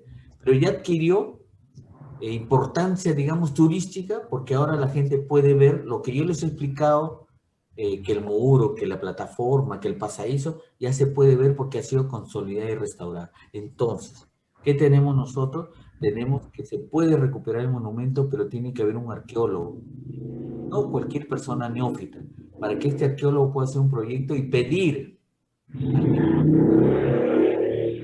Hay que ver lo que es SNIF, SNIP, y por ahí ver las posibilidades de pedirle plata al gobierno o al gobierno regional. Lo que pasa es que en el Perú, ¿sabe qué? Disculpe, pero no estamos acostumbrados a formular proyectos. Estamos acostumbrados a pedir, ¿no? Que sí, que la Huaca la tienen abandonada. No, no es eso. Hay que saber pedir con un proyecto. Y la asesoría la tiene que dar un arqueólogo. ¿Por qué? Yo les digo, el arqueólogo tiene que darla porque el arqueólogo tiene que basarse en el RIA, el Reglamento de Intervenciones Arqueológicas, que ahí está tipificado todo, para todo tipo de proyectos. Pero es el arqueólogo quien lo conoce. Claro, que participe el resto de gente, eso no hay ningún problema. Pero tiene que haber ahí, porque va a ser la única manera, absoluta manera, de poder recuperar. Yo creo que este monumento arqueológico sí se puede recuperar. Como le digo, ¿no? Una buena investigación previa a una consolidación para evitar que se caigan los muros, porque cuando se tenga que excavar, se va a tener que sacar toda la tierra de los laterales, y ahí se viene abajo los muros. Entonces, por eso tiene que haber primero una consolidación. Tenemos otra pregunta de Isabel Claros. Dice, las zonas aledañas a la Huaca Julio Cetello eran valle y canales. ¿Qué tipo de vestigios se encontraron respecto a ellos? ¿Eran qué, perdón? No escuché la... ¿Eran valle y canales. Valle. Valles y canales. Sí. Bueno, las evidencias, yo excavaba en Maranga, y en Maranga encontramos el canal de Maranga, de Malanca, que ahora han puesto juegos, pero ahí va a ser el museo Museo de la Nación. Ahí se excavó todo, ya se dejó todo listo. Lamentablemente con el cambio de gobierno de Acción Popular vino el APRA y el APRA prefirió llevárselo a donde está ahora. Pero ahí encontramos evidencias, habrá oportunidad de encontrarnos en otra charla para ver, yo tengo todo ese material, y ahí se encontraron las evidencias de estos canales. Para encontrar el canal de Huatica excavamos en aquella época, bueno, yo todavía no era arqueólogo, como estudiante se excavó en el cuartel Santa Catalina, y ahí están las evidencias del canal. El canal de Surco, ni qué decir, lo encuentras hoy en día por todos los parques que recorren hasta llegar a Higuereta. Ahí está Surco. El que no se encuentra bien, pero que puede ser, está en el centro por la avenida Guarico, ¿no? Puede ser el canal de Magdalena. Muchos canales han quedado cubiertos, ¿no? Y otros, perdón, muchas acequias, perdón. Y otros fueron encementados, y no sé si ustedes se han dado cuenta, pero hay parques centrales que en las Bermas, ¿no? Que al costado tienen agua. Con la que rían estos parques y jardines. Eso es parte de los ramales que quedaban del antiguo sistema hídrico del Perú. Existen todavía todos estos, ¿no? E inclusive hay parques, parte del Parque de la Leyenda que todavía conserva esta agua. Claro, lo malo está en que hoy en día le meten aguas hervidas, ¿no? Ya eso es lo malo que están haciendo con los jardines. Bueno, dice que con agua hervida salen más bonitas las flores. No sé si será verdad. Sí. La Huaca Julio Cetello tiene los ingresos por la calle Río Moche y la calle Guaura. ¿Cuál es en su origen el ingreso principal? ¿Cómo era la disposición? No me queda muy claro. Sí, según los registros iniciales, al parecer, cuando no existía la calle, ¿cómo se llama? ¿Guaura? La que está juntito. Río Moche. Río Moche. Río Moche. Río Moche, ok. Cuando estaba Río Moche, muchos de los arqueólogos de esa época, como los arquitectos que iban, o ingenieros, consideraron que la parte principal era por ahí. Como no está estudiado todo, ¿no? Y la mayor amplitud está para el otro lado, para Río Guaura, mucha gente considera que por ahí es el ingreso. Pero parece ser que es por Río Moche, el ingreso hacia el monumento arqueológico. Es decir, en el Facebook hay dos preguntas más. Dale. Alejandro Vicetti, socio del patronato, pregunta, en la Avenida del Río, ¿la Avenida del Río es el río Magdalena? Licenciado Herrera, yo efectivamente he verificado por Río Moche en la entrada. Sí. Sí, Adolfo. Gracias. A ver, ¿a quién le respondo? Repito la pregunta. La entrada es por ahí, por eso le presenté esa foto antigua, que por eso se le llamó inicialmente Huaca Río Moche. Sí. ¿No? Por ahí la entrada. Sí. ¿Cuál era la otra? Te repito la pregunta de Alejandro Vicetti, que él pregunta si la Avenida del Río es el río de la Magdalena. Exactamente. Me estoy leyendo. Sí, es correcto. El ramal es de la Legua. Y de la Legua, a la altura más o menos de la calle Huancavelica con Ascope, ¿no? Esa partecita. Huancavelica con Ascope. Ahí se divide exactamente hacia el sur. Aquí está. Este es Huancavelica y este es Ascope. Mientras que el Maranga va acá me faltó otro, pero es el que va a la Legua.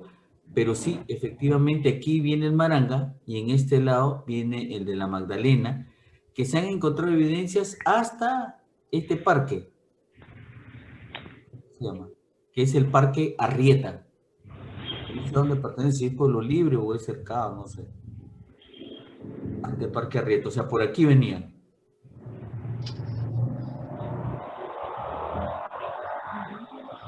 El mismo Alejandro Vicetti pregunta si el río de la Magdalena se unía con el río Huatica. No. Esto es una toma aparte. Recuerden lo que le estaba diciendo, las tomas son diferentes. Hay una toma que es para el que da origen a Surco.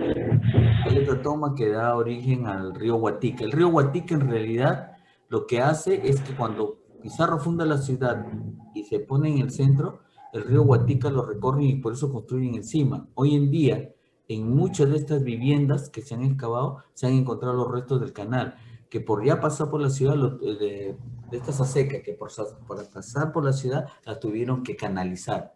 O sea, ponerle ladrillos, ¿no? Unidos ahí, para ponerlos ahí en esa zona. El Guatica el Guatica viene a pasar por... ¿sí?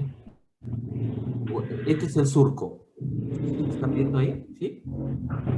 ¿Están viendo? Sí, sí. ¿Sí? El surco es el más grande y el más presente hoy en día, es este. Mientras que el Guatica, ¿no?, viene a pasar básicamente por la ciudad y pasaba además por el Hospital San Juan de Dios. ¿Y dónde queda el Hospital San Juan de Dios? En lo que es ahora la Plaza San Martín. Ahí queda el Hospital San Juan de Dios. ¿Ve? Pasa por aquí, va. Mientras que el otro sale de una toma de acá, del río Rima, ¿no? Se va a La Legua, pero aquí hay una intersección donde salen estos canales, ¿no? Y uno se va a Maranga y el otro se va a Magdalena. Esa es más o menos la distribución que había, ¿no? El Guatica está lejos, ¿no? Está aquí, mire, está acá Lima, Magdalena, Maranga están por acá. Estamos hablando de grandes kilómetros en esta zona, ¿no? Entonces, mire todo el espacio. Hay otras dos preguntas de Luz Marina Vázquez, que pregunta que si hay signos de huaqueo en la Huaca Julio Cetello y qué vestigios se han hallado allí. Sí, bueno, sí, yo iba a poner eso un poquito, pero no quiero incentivar esto, ¿no? Pero en algún momento se encontró un entierro prehispánico. Se encontró en esta zona, porque parece ser que los buscadores de tesoro mayormente buscan, ¿no?, y tratan de alguna manera de conseguir algo. Sí, parece ser, porque la excavación que yo he visto ahí no me parece que sea arqueológica, porque está con las manos, ¿no?, sacando así, entonces parece ser que es como un pequeño fardo que encontraron ahí en la zona. No tengo la foto.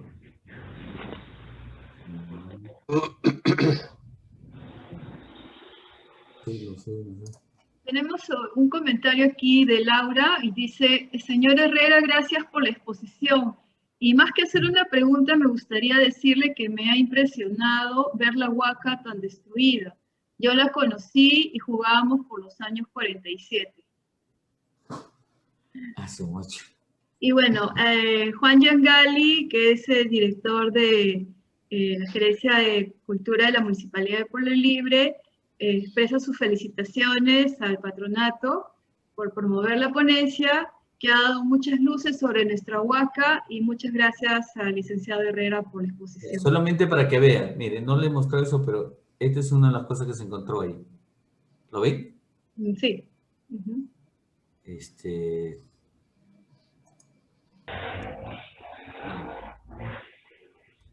¿Ve? Y están huaqueando. Encontraron ahí.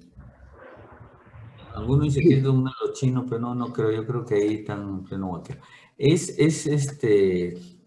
súper dramático los monumentos arqueológicos, cómo la gente va, pero yo creo que con un buen proyecto, que ese debe ser la consigna de PACU, yo creo que sí se puede recuperar este monumento y encontrar, no es necesario encontrar oro, plata, ¿no?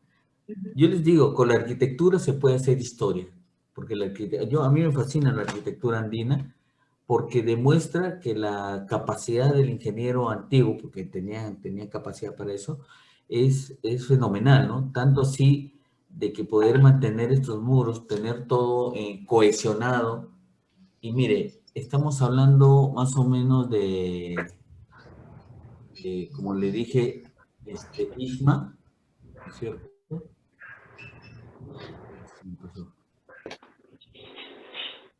Los Isma, estamos aquí, cuando hablamos de Isma, estamos hablando del siglo XV. Estamos en el siglo XXI. 6 siglos han pasado y el monumento sigue en pie. El monumento se cae porque la mano del hombre interviene malamente. Pero cuando el monumento se interviene con decisión y con el ánimo de rescatar el monumento, porque si ustedes tienen intención de rescatar oro, plata, textiles, somos huaqueros. El monumento se investiga a ese nivel, a ese nivel, para ver qué hay. Yo no he encontrado en la Huaquita, por ejemplo, por decir, no he encontrado de la Videna, en el A, no he encontrado nada. A lo sumo me encontré una moneda de esos, los gordos, que habían tirado por ahí. ¿Entiendes? Pero la arquitectura, sí, pues no, el gordo que cortaba. El de 2 centavos. Ay, de 2 centavos, sí. Pero la arquitectura es maravillosa. Saber, por ejemplo, que tenían esas banquetas y en las banquetas hay hoyos y decían, ¿para qué servían? Para hacer chicha.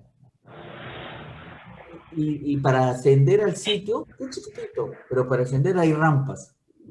Porque es la mejor manera de bajar o subir, ¿no? Grandes botijas. No hacían escalinatas. Entonces se puede rescatar historia de la arquitectura. Se puede traer todos los demás. En la otra, en cambio, que es más chiquita que Huaca Julio Cetello, ¿no? Sin embargo, encontré 23 entierros. 20 eran intrusivos, igual como los chinos que hacían meter. Y 3 correspondían al monumento arqueológico que ha sido cortado para hacer las canchas de la Videna. Que ha sido destruida, porque todos ustedes pueden ver, veían ahí ahora, ¿no? Veían huellas de los chimpunes. Y un día se me acercó Marcarián, que estaba trabajando ahí, y me dijo, ¿qué estás haciendo? Me dijo, me estás distrayendo a la gente. Déjate pavada, bota eso. ¿No? Yo le dije, ¿y usted por qué no se lo lleva para el otro arco? Porque son tan malos que ni siquiera goles. ¿No? Está buena. Querían venir. Llévatelo por allá. Ustedes saben que hicieron una parodia de eso. La hicieron en Risas y Salsa de aquella época. O no sé si... Y felizmente no salí yo como era, ¿no? Pues que salió un arqueólogo americano y está así, llega Marcarián, estaba Vidaurre, Armas, todo, y escenificaron y al final dijeron, llega Marcarián, que es Vidaurre, y le dice, ¿qué estás haciendo? ¿No? Y le dice, oh, estoy excavando entierros peruanos, muy andinos, oh, son fabulosos. ¿No? Y el otro dice, ¿qué tierra? Le dice, ¿qué tierra? A mí me venís a ratonear, déjate ratonear, le dice así. Entonces me dice, déjate en Facebook hay otra pregunta. Y le dice, termino una más, y le dice, mira, y le dice, oh, no están todos los fardos que he encontrado. ¿Qué fardos? Déjate. Dice, mira, Carti, ponerte de pie. Che Chivarra, ponerte de pie. Todos los fardos eran todos los jugadores antiguos que lo estaba llamando para la selección. Bueno, qué buena. Qué buena, qué buena. Sí, Alejandro Vicente pregunta, ¿cómo se llama el canal que pasa por el Hospital Rebagliati, baja por Mariátegui y sigue por Vivanco hacia Maranga? Maranga. Tenía que verlo. Dice que hay un canal que pasa por el Hospital Rebagliati, baja por Mariátegui y sigue por Vivanco hacia Maranga. Claro, es el Maranga. Porque cuando hicimos el estudio en Maranga, lo podemos ubicar. Bueno, acá no sale, pero es el que viene por este lado. Porque este de aquí es, ¿cómo se llama? Los Barrios Altos. De ahí viene la parte baja de Lima. Debe ser parte del Maranga. Porque el Maranga pasaba por todo ese centro, por toda esta parte de Jesús María, hasta llegar a la parte que conocemos ahora como en parte Pueblo Libre. Estas dos avenidas antes tenían ahí un gran auge, que es la de Aguarico y la del Río, para terminar irrigando. Si se dan cuenta, esos venían y llegaban exactamente a esta parte de aquí, que es donde están los estanques. Tres Palos se llamaba inicialmente Huaca el Estanque, y era regado por este canal que venía desde acá arriba, que es el canal de Maranga, la sequía de Maranga. Si Lima se estudiara desde ese punto de vista sería maravilloso, ¿no? Conocer Lima, cómo eran los canales, ¿no? Pero yo los invito, si algún día ustedes quieren, para que visiten Surco, que sí está en vida desde su origen, ¿no? Y en Maranga, cuando vayan al Parque de las Leyendas, acérquense, están los restos del río Maranga, están en la zona, entrando por Río Agüero, donde hay un aro que está dando vueltas ahí. Hay un aro que está dando vueltas ahí. Antes de eso hay una puerta y ahí se va directamente hacia donde están los restos del canal. El canal es porque lo han empedrado ya, que fue utilizado hasta las épocas posteriores, ¿no? Y era por eso que esa zona de Maranga es tan fértil, porque recibía gran cantidad de agua. Pero sí, ese es el canal, ese es el río Maranga. Tengo aquí saludos y dos preguntas. Bueno, saludos desde la red de artistas de Pueblo Libre. Agradecemos la ponencia al patronato y al expositor, al licenciado Herrera. Luego, Jessica Bermúdez nos dice que muy interesante la charla, muchas gracias, felicita al expositor y a las gestiones realizadas por el patronato en beneficio de los vecinos. Y la pregunta, dice Isabel Claros, tengo conocimientos de que alrededor de la Huaca La Luz 2, relativamente cercana a la zona, se encontraron tejidos y quizás un precedente del Lequeco. Hablaban de textiles azulados o beige. ¿Sabrían si eran de algodonales de la zona o lejanos? ¿Beige? Dice que eran tejidos y quizás un precedente del Lequeco, que se habló de textiles azulados o beige. Si eran de algodonales de la zona o lejanos. Sí. El algodón principal que hubo en estas zonas y sobre todo también en el sur era el algodón, se llamaba país. Era un algodón medio marroncito así, ¿no? Pero que le tenían cólera porque era un algodón que no le llegaba los bichos, las plagas. Al blanco sí. Yo creo que bueno, en esta huaquita, salvo que encontremos entierros, se va a poder encontrar textiles, ¿no? Si es que hubiera, porque ya alrededor ya está, ha sido alterado, ¿no? O sea, por la misma gente, ¿no? Entonces, ¿cuál era la otra parte? Que si tenía relación. ¿Eran de algodonales de la zona o lejanos? Ah, ya. No, las acequias estaban dadas en función o sea, lo tomaron los españoles para poner sus haciendas ahí. Una de las primeras cosas que hicieron, otra cosa que me olvidaba, encima del monumento de Huaca Julio Cetello habían viviendas. Por ahí hay restos que quedaban. Entonces los antiguos, los españoles tenían la costumbre de posicionarse en las partes altas y por lo general eran las huacas. Posicionaban ahí para poder tener el control de toda esta zona, ¿no? Y sí, la gran mayoría, como les decía, ¿no? Vinieron para la agricultura y sembraron algodonales.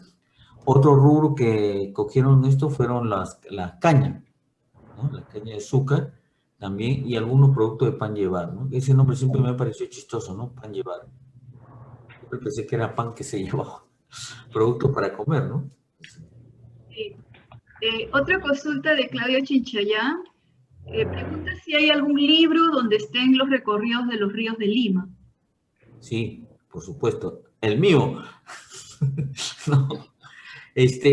Los libros, sí, hay uno, no recuerdo el nombre, pero, ¿cómo se llama? Bueno, la recuerdo mucho por su nombre, sí, se llama Gilda, mi hermanita que acaba de fallecer. Gilda Coborno. Gilda Coborno, exactamente, Gilda Coborno. Ella tiene uno, después está también, Señoríos y Curacazgo, de Miguel Cornejo, también.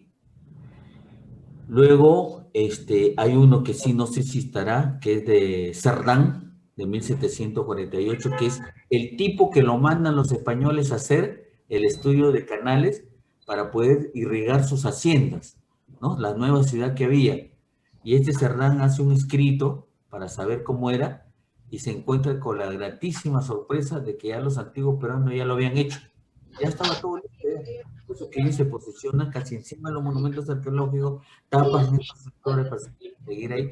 Pero es Cerdán, 1748, que está en la biblioteca, pero ese sí es pormenorizado, ¿no? Ahí te dan hasta inclusive cómo son los riegos, ¿no? En 3/4, 2/4, en medio portadas, pero el tipo descubrió además que los riegos se daban los diurnos, ¿no? Los del mediodía y los nocturnos, ¿no? Eso se dio en toda el área de Lima. Los canales, las acequias, es lo más maravilloso que puede existir. Y en Santa Catalina puedes ubicar, en Maranga, en la misma Parque de la Leyenda, ubicas ahí el de Maranga. En Santa Catalina, el cuartel Santa Catalina, ahí donde se ponen la gente cuando venden los nacimientos, ¿no? Hay una callecita, ahí, en ese cuartel, ahí está el canal de Huatica. Y te vas luego por Higuerita, por San Borja, que es el río Surco. El río Maranga es esa partecita, la legua sí no hay, pero todavía se pueden encontrar. Y el otro es el de Piedra Lisa, que es el que daba agua al paseo de aguas. Se llevaba agua de la parte de arriba y yo así lo elevaban el agua y le echaban ahí. Imagínate, para el capricho de la Perricholi que le dijo al virrey Amat, quiero tener la luna a mis pies. Y el virrey no se le ocurrió mejor idea que crear el paseo de agua, hacer esa laguna, esas piletas, y en la noche la llevó y le dijo, ahí está la luna a tus pies. Yo no veo, le dijo, acércate. Y como era noche de luna llena, ¿no? Se reflejaba la luna ahí y le dijo, ahí la tienes a tus pies la luna, le dijo. Estaba enamorado, pues, el hombre, ¿no? Cosas del amor. Una pregunta de mi parte. Este monumento, esta huaca Julio Cetello, debe haber tomado una buena cantidad de años en ser reconstituida, ¿no? Cuando reconstruyeron, porque solamente acumular el material que es de una altura de unos 3, 4 metros, eso toma su tiempo, ¿no? Pero lo que pasa es de que es la cantidad de gente empleada. Hay una crónica donde dice que estos salvajes animales construyen unos muros hermosos y es absurdo cómo lo hacen. Todos tienen que participar, dice, ¿no? Estoy un poco explicándola, pero es un castellano antiguo. Y entonces, la mano de obra no se medía en que, como ahora, ¿no? ¿Cuántos necesito? 5 para hacer esto, o 6. No, ahí venían todos los hombres disponibles para la construcción. Por eso que yo creo que no debió tomar tantos años, porque pertenece al intermedio tardío, como ustedes vieron. Es un monumento que va del siglo XII al siglo XIV, son 200 años nada más, ¿no? Y no empezaron pues hace 200 años, tuvieron que vivir ahí. Por eso yo creo que era la cantidad de gente que había en la zona, ¿no es cierto? Y que ya hoy en día es bien difícil encontrar, si el sitio fue un sitio un poco sagrado, digamos, es bien difícil encontrar las evidencias del área de vivienda, del área doméstica, porque ya está todo con viviendas, ¿no? Está todo con casas. Habría que averiguar más bien si la gente pudo encontrar evidencias ahí, ¿no? Ver cuántos tienen cerámica en su casa, ¿no? Para hacer un museíto ahí en esta zona. Pero fuera de eso es que sí, o sea, se empleaba bastante mano de obra, ¿no? Y la mano de obra era fundamentalmente por la cantidad de hombres disponibles. Solo los que ya estaban de edad, ¿no? Se dedicaban a hacer otras labores, pero todo el que estaba disponible en capacidad física tenía que participar. Cargar esas bolsas y bolsas y bolsas de hacer. Por eso que ellos escriben, porque llegaron a ver algunos muros que construían los incas, que decían de que construían la base, echaban tierra, de ahí subían como una rampa y construían el segundo, ahí ponían más tierra, hasta arriba, ¿no? Dice, tanto trabajo para después botar la tierra, pero lo que queda detrás de esa tierra es una maravilla. Pero eran cientos de manos que trabajaban, ¿no? Cientos de manos.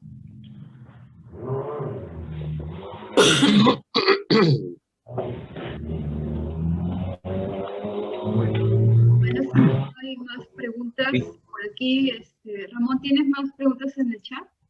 En el Facebook. Ya no hay más preguntas. Bueno, entonces... Yo quisiera hacer un pequeño comentario de lo que he observado en la zona, ¿no? Sí, Adolfo. Mira, como inquietud a nuestro licenciado arqueólogo Herrera, yo digo referente a canales o regadíos en los tiempos que deben haber habido. Si retrocedemos el tiempo, todas estas zonas cercanas del Parque La Bandera y hacia donde están las huacas, era pues zona 100% de cultivo, ¿no? Entonces, dentro de los regadíos, yo considero de que la acequia o el canal, ¿no? Por ejemplo, toda la recta que es de la avenida Mariano Cornejo, que va hacia adelante, inclusive la avenida Bertelo, hay unas canaletas ahí que se considera que eran, o no, que han sido acequias, han sido las acequias, y que por las que han venido los regadíos de los ríos, de acuerdo a las desviaciones que han habido, ¿no? Y lo que usted ha indicado.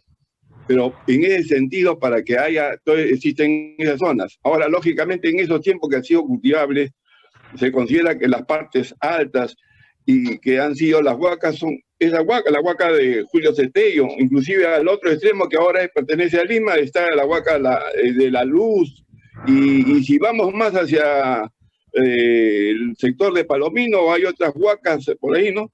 Chicas, pero que se están haciendo algunas modificaciones. Bueno, eso es lo que he observado, he visto a simple vista. Ahora, lógicamente, la huaca Julio Cetello ya está bien cercadito, bien controlado, con sus cercos de metal, su puerta principal que está por Río Moche, ¿no? Y al otro extremo ya consiguiendo con edificios que tal, pero ya se convierte en una boca chica, pero sí, debe tener una parte histórica, algo en que en algún momento deben haber guaqueado, haber hecho algo, o simplemente algunas cosas no me han encontrado. Yo me acuerdo cuando estaba también, por ejemplo, por los años 74, 75, por el sector de Huachipa, comunitario, que estábamos de servicio por ahí, por la zona de Huachipa, hubo una alerta, ¿no? de la zona, como con un fantasma, y la zona donde nosotros estábamos acuartelados era cercado. Entonces uno de mis perros salió desesperadamente en plena noche a ladrar y a querer romper el cerco y para traspasar en dirección hacia la huaca, como que había nacido un fantasma, algo que cuidaba la huaca, pues, ¿no? ¿Y qué cosa? Huaqueros, se suponía que huaqueros en plena noche haciendo, y de repente sucedió pues lo que esa acción, algo como que el alma salía ahí a cuidar su zona y hacer luno, y bueno, en fin, todas esas cosas deben haber sucedido, pasado. Yo le hago ese como comentario todo esto, a ver cuál es su punto de vista, mi comentario, licenciado. Bueno, sí, es verdad, o sea, los monumentos se prestan a mil cosas, ¿no? O sea, la tradición habla también de que salen carretas, vaca de oro, etcétera, etcétera, ¿no? Pero, lo que sucede con el huaqueo es de que, bueno, ahora hay aparentemente menos, ¿no? No es por la pandemia, sino porque hay mucha gente que habla de contaminación, ¿no? Lo que usted dice, ¿no? El cianuro, por ejemplo, cuando huaquean. Sí, ¿no? El cianuro o maldiciones más que nada, ¿no? Ya. Es como la maldición de lo de que descubrieron de Keops, esta de la pirámide, que no es otra cosa que cuando abres el metal ese se va, ¿no? Pero ellos hablan de maldición. Igual ha sucedido acá donde hay gente que incluso dice de que se fueron muriendo uno a uno por todos los entierros que sacaban, ¿no? Entonces yo le dije, pero yo he sacado, tengo un promedio de 250 entierros que he sacado toda mi vida.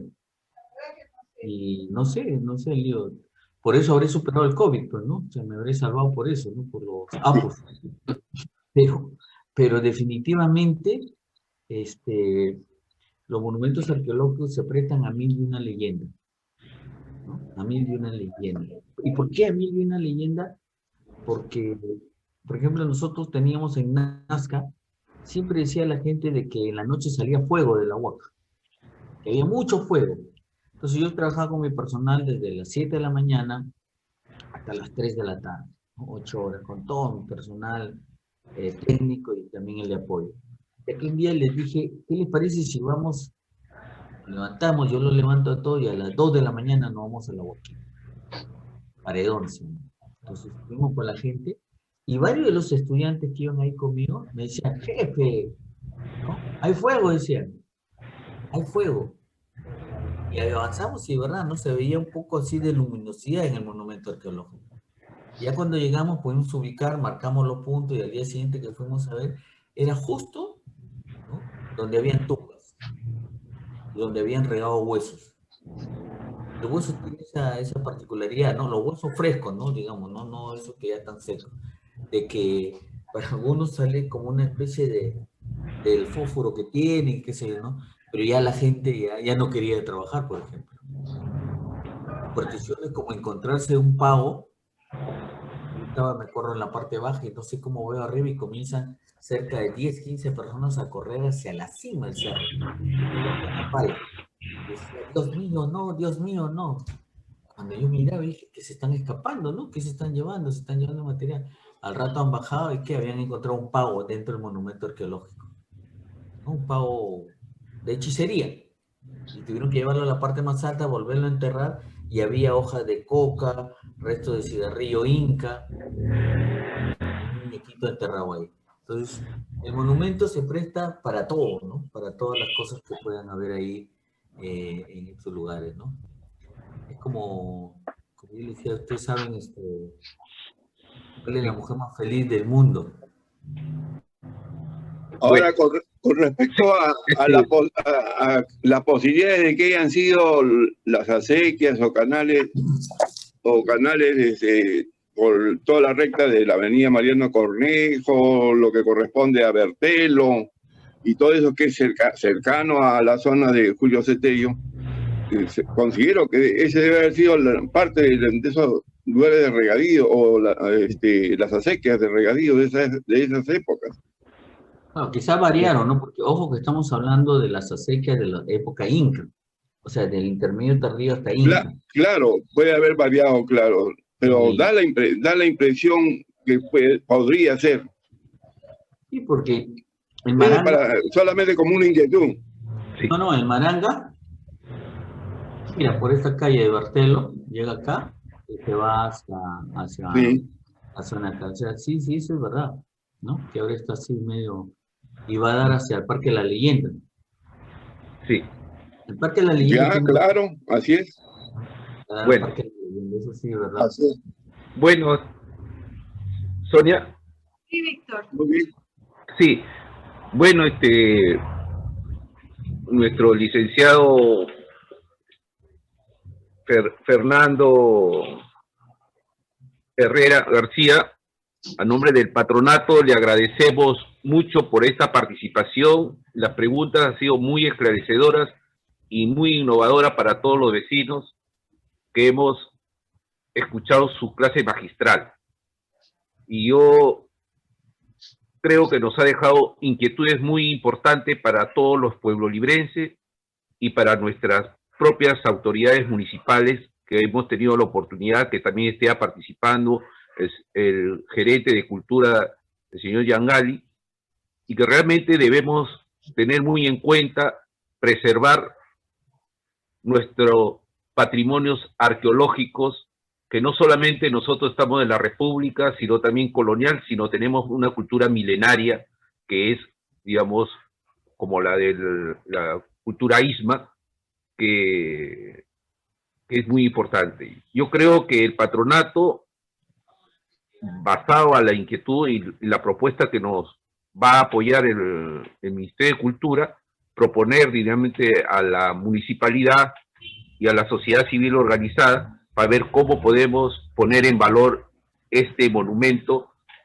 que sería un orgullo para todos los de Pueblo Libre, y especialmente para nuestro ilustre arqueólogo peruano Julio César Tello Rojas, que es el padre de la arqueología peruana, y que nosotros en Pueblo Libre le tenemos una consideración muy importante del legado que nos dejó con todas sus investigaciones que ha hecho.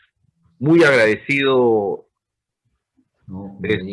licenciado Fernando Herrera, y a nombre del patronato, mis felicitaciones por todo lo que nos ha enseñado.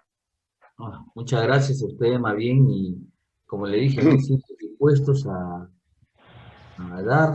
Yo me dedico especialmente justo a dar charlas de diferente índole, porque creo que si no cambiamos la currícula escolar, nunca vamos a tener datos que salen fuera de los libros, ¿no? O sea, la gente muchas veces dice, viene el historiador y te mete 3, 4 cosas y ya está. Por eso creo que es importante también compartir todo esto, y lo que nosotros venimos haciendo es eso, ¿no? O sea, yo en esta semana he dado 3 charlas, incluso para Lambayeque, que me parecía gracioso, ¿no? Porque eran propios compañeros del Ministerio de Cultura, ¿no?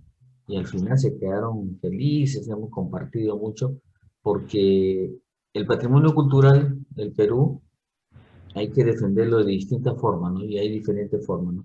Yo por eso le decía, no necesariamente hay que ser arqueólogo para defenderlo. Y por eso les hice la pregunta, nadie me la respondió, ¿cuál es la mujer más feliz del mundo? La mujer más feliz del mundo es la mujer de un arqueólogo, porque aún en ruinas las queremos. Muchas gracias. Muy amable. No, gracias. Gracias. Muy agradecido. Gracias, Sonia. Cuando guste, ya sabe. Muchas gracias, licenciado Fernando Herrera García. Muchas gracias. Finalmente, a todos nuestros amigos pueblerenses, te esperamos la próxima semana con otra charla que le estaremos promocionando, digamos, en el Facebook y en las redes sociales. Muchas gracias a toda la colectividad de Pueblo Libre, de Lima, del Perú y del extranjero que han tenido la oportunidad de ver esta charla magistral del licenciado y arqueólogo Fernando Herrera García. Muchas gracias a todos. Y agradecemos también a nuestros asociados, presentes aquí algunos, encabezados por nuestro presidente Víctor Reyes, a Ramón del Valle, Adolfo Castel, Gabriel Quispe, también al señor Jesús Cuba, Alfredo Sosa, que todavía no está aquí, pero bueno, vamos seguro en las siguientes charlas, al igual que a Deña, a todos nuestros asociados del patronato, Alejandro Vicetti, a Víctor Maticorena, bueno, a todos ellos también gracias. Vamos a continuar con estas conferencias virtuales el próximo lunes a las 7 y lo vamos a estar publicando por nuestras redes Facebook y el grupo del patronato. Muchas gracias, buenas noches. Muchas gracias, Sonia.